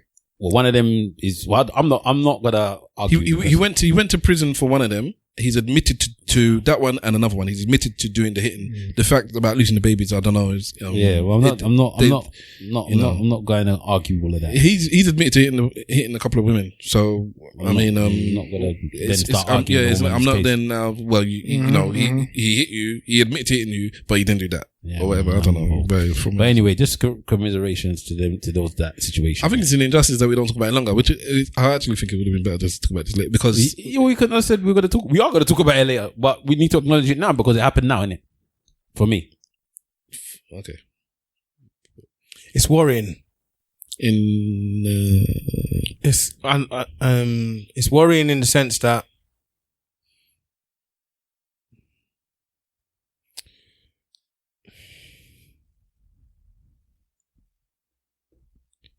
like you said, it's not uncommon, and I think the social media era is what's bringing it kind of, as with most things that's happening nowadays, it's bringing a spotlight to it. So it's not, like you said, it's not something I think would have increased or necessarily decreased, but the spotlight is being brought onto it. I think what's a very humbling playing field here is that at one point in our lives, the celebrity was above certain things, if that makes sense. And we're finding now that I don't know about that, bro. At one point, the celebrity was above certain things. And when I meant above certain things, I don't mean that they were actually above it, but the rich and famous could get themselves out of situations. No, our perception of them, okay, as the rest of the public, our perception of those people was that certain things didn't apply to them, if that made sense. I don't know, because newspapers and tabloids and all that stuff. Such as what? No, because I think I'm agreeing with Simple. Like, it's I don't know how to best do it. It's almost like a socialization exercise where it's like a normal person, we could see that happening. Somebody who's a celebrity, there were, in a weird way, and this wasn't deliberate, but we kind of assigned a morality to them. Bruv, Wahala just said it himself. Whether he's disagreeing with you, he said he didn't expect it from Rodney P. Yeah. It's not just because he's old, because plenty of older men that beat their women. It's because he's a celebrity. It's because you're an elder statement in rap. It's like, we looked up to you. I look up to you. I saw you as somebody, and now because I see you as somebody, I couldn't picture you doing that. That kind of thing. And what the social media has done now is kind of, in a funny way, is helped to level the playing field, and it's made us come around the conversation about who we consider to be heroes and all the rest of it. There's no heroes left. There's no heroes left. Yeah, and we've normalized, and what I mean by normalized, we've normalized the celebrity. They're no longer this person that is aside from us or away from us anymore now. The difference between us now is the amount of money you have and the amount of people everyone is Clark Kent now. Yeah, everybody's Clark Kent now. Yeah, precisely. I'm still Superman, but F all y'all. So that's what's kind of happened now, and it's kind of sad, but I would also think that this is the signs of a paradigm shift. And I think the generation that's coming under us is going to have a very different relationship with celebrity. Even as we are now, we can see it happening because everybody now is doing videos on YouTube and everyone's a presenter now. Everybody is kind of stepping into that space of being in front of the camera and having people watch them. So their relationship with what celebrity is going to be very different because it's going to be very normalized now. I think in a dating scene, if you went on 10 dates, 8 of them have got a YouTube channel, I would think. I mean, it have to be that. Maybe just like an Instagram. You can have 100,000 followers on Instagram. And that's you. You're a celebrity in your little circle. You're a celebrity. So you can't walk down the street without somebody like, I think I know you. Yeah. So that's a normalizing the playing field. So there's that happening. But for me, it's sad. It's heartbreaking because I think as a form of escape, you kind of want to be able to put some people in a box in your mind where those rules don't apply to them. You get what I mean? And then when you turn out that they're human and the rules do fucking apply and they aren't as great as you thought they were, or they don't occupy the space where they're not without, stains, and their stains are just as disgusting as everybody else's. It's heartbreaking, man. It's heartbreaking. The only thing that we can do is, as I keep on saying, is to influence the people that are around you. Can't change the world, but you can change the people that are around you, and if you can influence your young nephews, your young nieces as well, because this is a two-way thing. We acknowledge the fact that men overpower women. There's no doubt about that, but there are some men out there, one in this room, who have been a victim of domestic violence from a woman. So we need to teach our young boys and our young girls how to respect women, how to respect men, and to make them understand that violence in any form is just not on. And if you do know someone within your circle that is doing it, then you need to call them out. Yeah, don't like okay. If you know one of your boys is doing the thing, or your girls is, as Mr. Wolf is mentioning, you can't just let it slide. That's definitely what you can do if it's in your face. It's one thing just talking about it on TV or celebrity, but you can't let a boy in your circle and you see him come out the house, you're waiting for him in the car, and he's come out, he's put his coat on, he's all huffing up. What happened, man? But this girl was chatting, blah, blah, blah, to give her, you can't just let it slide and just put your foot on the brake, on the accelerator and just go. You have to let him know, nah, that's not good, that's not right. I don't know. What would you do to your spa if you knew you was hitting his missus? Here's the thing. Knowing me, I'll probably switch. Would you cut somebody off then? Because switching is switching, isn't it? You get into a fight, and then what? It goes back into. So simple, Simon. If he hits his missus once, you locking him off?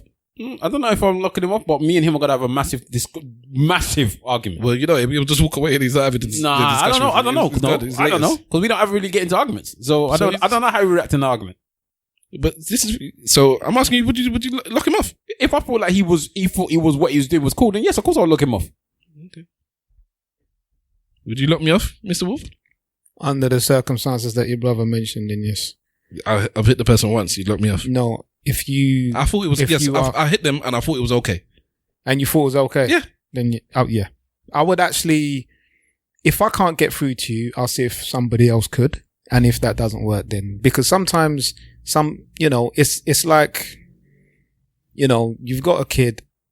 Maybe one parent can get through to your kid, whereas the other one can't on a situation that may be deemed quite serious. Okay. It might be even a management issue. You've got an issue with your employee. You know that you can't get through to them, but somebody who is maybe equal to you can. So that's what I would do. It's someone that we mutually respect is going to have a word of you. And if you still feel like, you know what, nah, man, bun you two, then yeah, you're not the kind of person that I want in my circle, because my circle includes my kids, and you may become somebody who could influence my child. So bun fire on that. All right. Yeah, interesting. All right. So, okay, on that somber note, it's unfortunate that we ended it like that, but this is real life. We're going to end this podcast. We're going to do our church notes, our goodbyes, and socials and whatnot. If you are going through this kind of thing, like Wahala said, you know, we're praying for you, but there are helplines you can call. There is always a way out. I know from experience, sometimes you feel like you cannot leave, and that question of why do you stay when you're being hit? Trust me, I know. I get it, why you're still there, but you can always leave. There is always another day. There is always another partner. There is another house you can live in. There is something else. You do not need to feel trapped in your situation. It's just unfortunate. Again, it's one of those things. I think when you're in it, you just don't. That's all you see, and it's not until you're on the other side that things make sense. So I hope that all of you that are listening to this that are in that situation do make it to the other side, and I mean that from the bottom of my heart. All right. So who's ready? Because you're all on your phones. I'm always ready, bro. Okay, Big Wahala, church notes and socials. Please. At Big Wahala on Insta, at Big Wahala on Twitter, people. What is good? Enjoy your lives. It's long, so I'm gonna not bother with recommendations. Okay. I'm gonna recommend something. I realized this only today that the leader and the guy who some people consider to have birthed Afrobeat has got a documentary that happened today. On BBC Two. I missed it though. BBC Two, but obviously you'll be able to catch it on BBC iPlayer. Can you? Because I tried to look for it just now. I can't find it. Sometimes they will leave a few days. So we're recording today. It's on a Saturday. It was aired today, Saturday evening. It's called Fela Kuti and the Birth of Afrobeat. So I'm gonna do whatever I can to find that. Normally these things are on iPlayer. I found it. Oh, there you go. So Fela Kuti and the Birth of Afrobeat. Catch that on iPlayer. This guy was not just a musician. He, in some ways, was a revolutionary. And if you have a voice, I've always said, if you're in a position to use your voice, use it. You know what I mean? The other thing is an actual review that our friend here has not got. Apple. Just a friend, a colleague, actually, who listened to the podcast, and he says, yo, just got a message to tell you that your valid voice note episode was jokes. When my guy said the moment in Endgame. Valid vote. Sorry. Yeah, I misread that. That your valid vote episode was jokes. When my guy said that moment in Endgame was better than the birth of his kid, I died. I'm not proud of that, by the way. But you're not taking it back either. He's not taking it back. What it is. So this is what it is. This is a colleague that listens to our. I didn't even know that he listens to my podcast until he sent this, and I was like, "Rah, bro." Your podcast, yeah? You know, this is my podcast episode, isn't it? It's the my podcast episode. Let's name it that. Keep it. It's the my podcast episode. Thank you. Did you notice I said that? I did. No, because I don't Before. care. I noticed it, but You know, I just left it. It's all good. But anyway, This is beautiful. I didn't realize that he listened to my podcast. Anyway, but it's all good, man. Blessings to you, my brother, and spread the word, man, to your community and let them listen to our thing. You can catch me on Instagram on AKA Mr. Wolf, on Twitter on AKA_Mr. Wolf. What's going on? Sorry, I do have a recommendation. You don't want to hear it? Check out the Salam Remy album. Bad album. Is it Yeah. Who? Salam Remy. Salam Remy. He does a lot of production for Nas and Amy Winehouse. If you can juggle the two type of artists, but yeah, he was Amy Winehouse's main producer actually, as well as who's the dude with the turn up trousers and the glasses. He did Uptown Saturday Night or Uptown Funk with what's his name? Mark Ronson. Yeah, Mark Ronson and Salam Remy basically did most of the Amy Winehouse stuff. Sorry, Simple Simon. At Simple Simon FB on Twitter. I don't have Instagrams. I had something that I was to plug today, but I didn't finish doing the research into it. And on that note, because it's quite serious, I'm not going to plug anything else.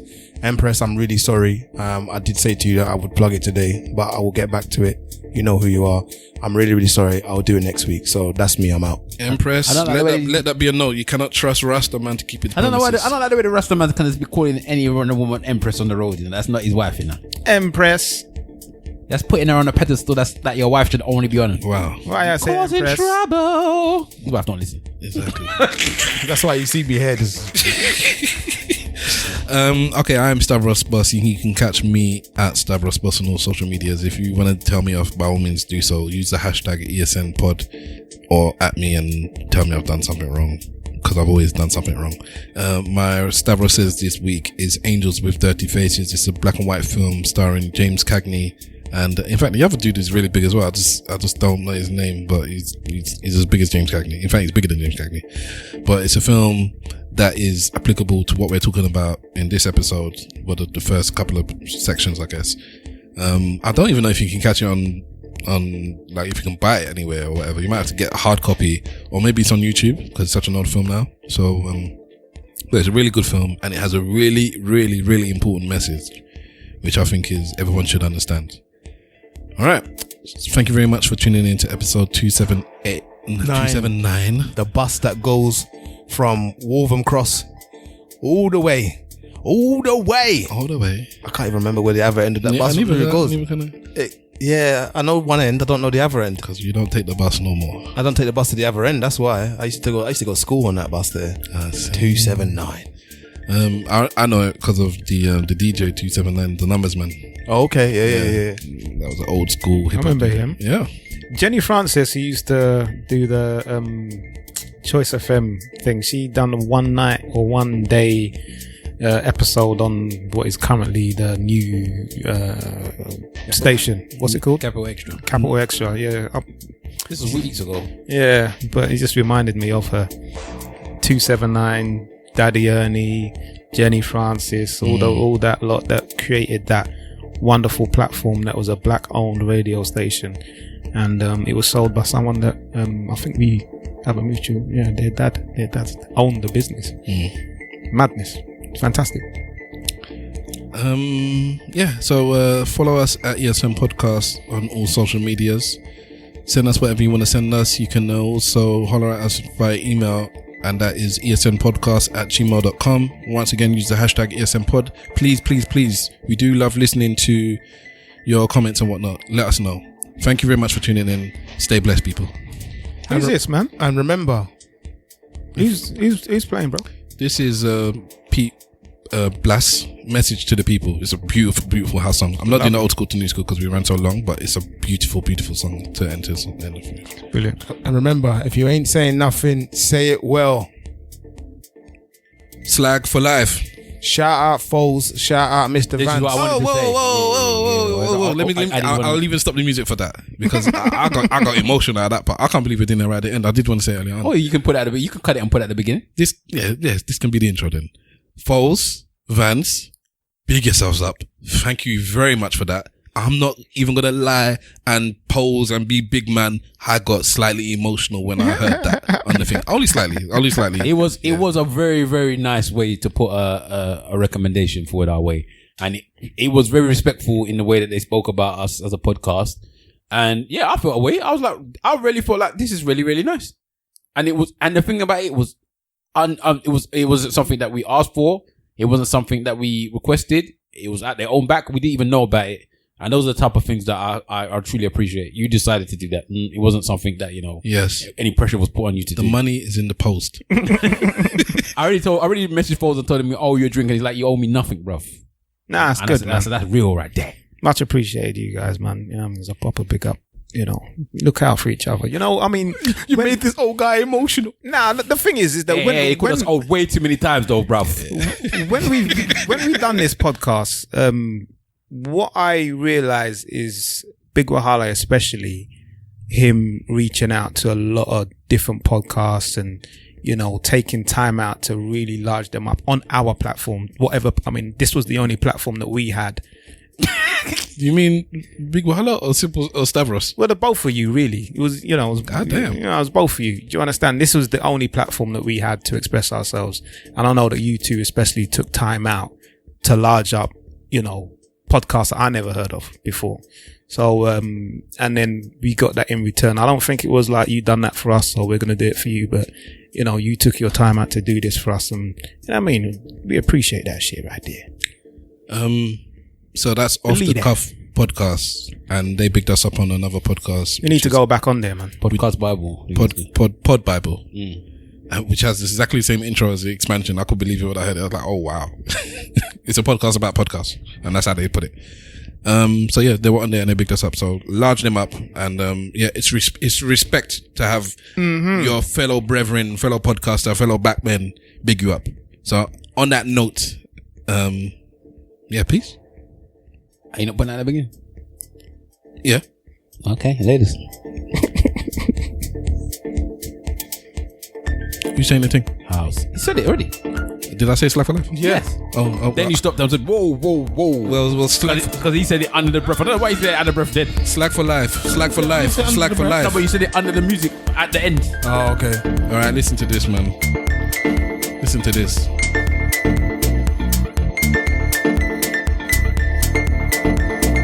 Ladies and gentlemen, boys and girls, cats and dogs, rodents and other small insects, welcome to the ESN podcast.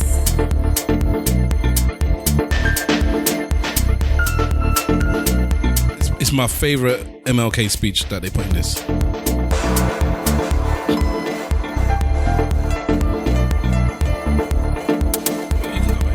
long life, longevity has its place. I'm not gonna lie to you, I thought I was gonna hear Allahu Akbar. I just want to do God's will. If He is alive, He can go up in the mountain. Yeah, it's like... And I've seen the promised land. I may not get there with you, but I want you to know tonight that we as a people.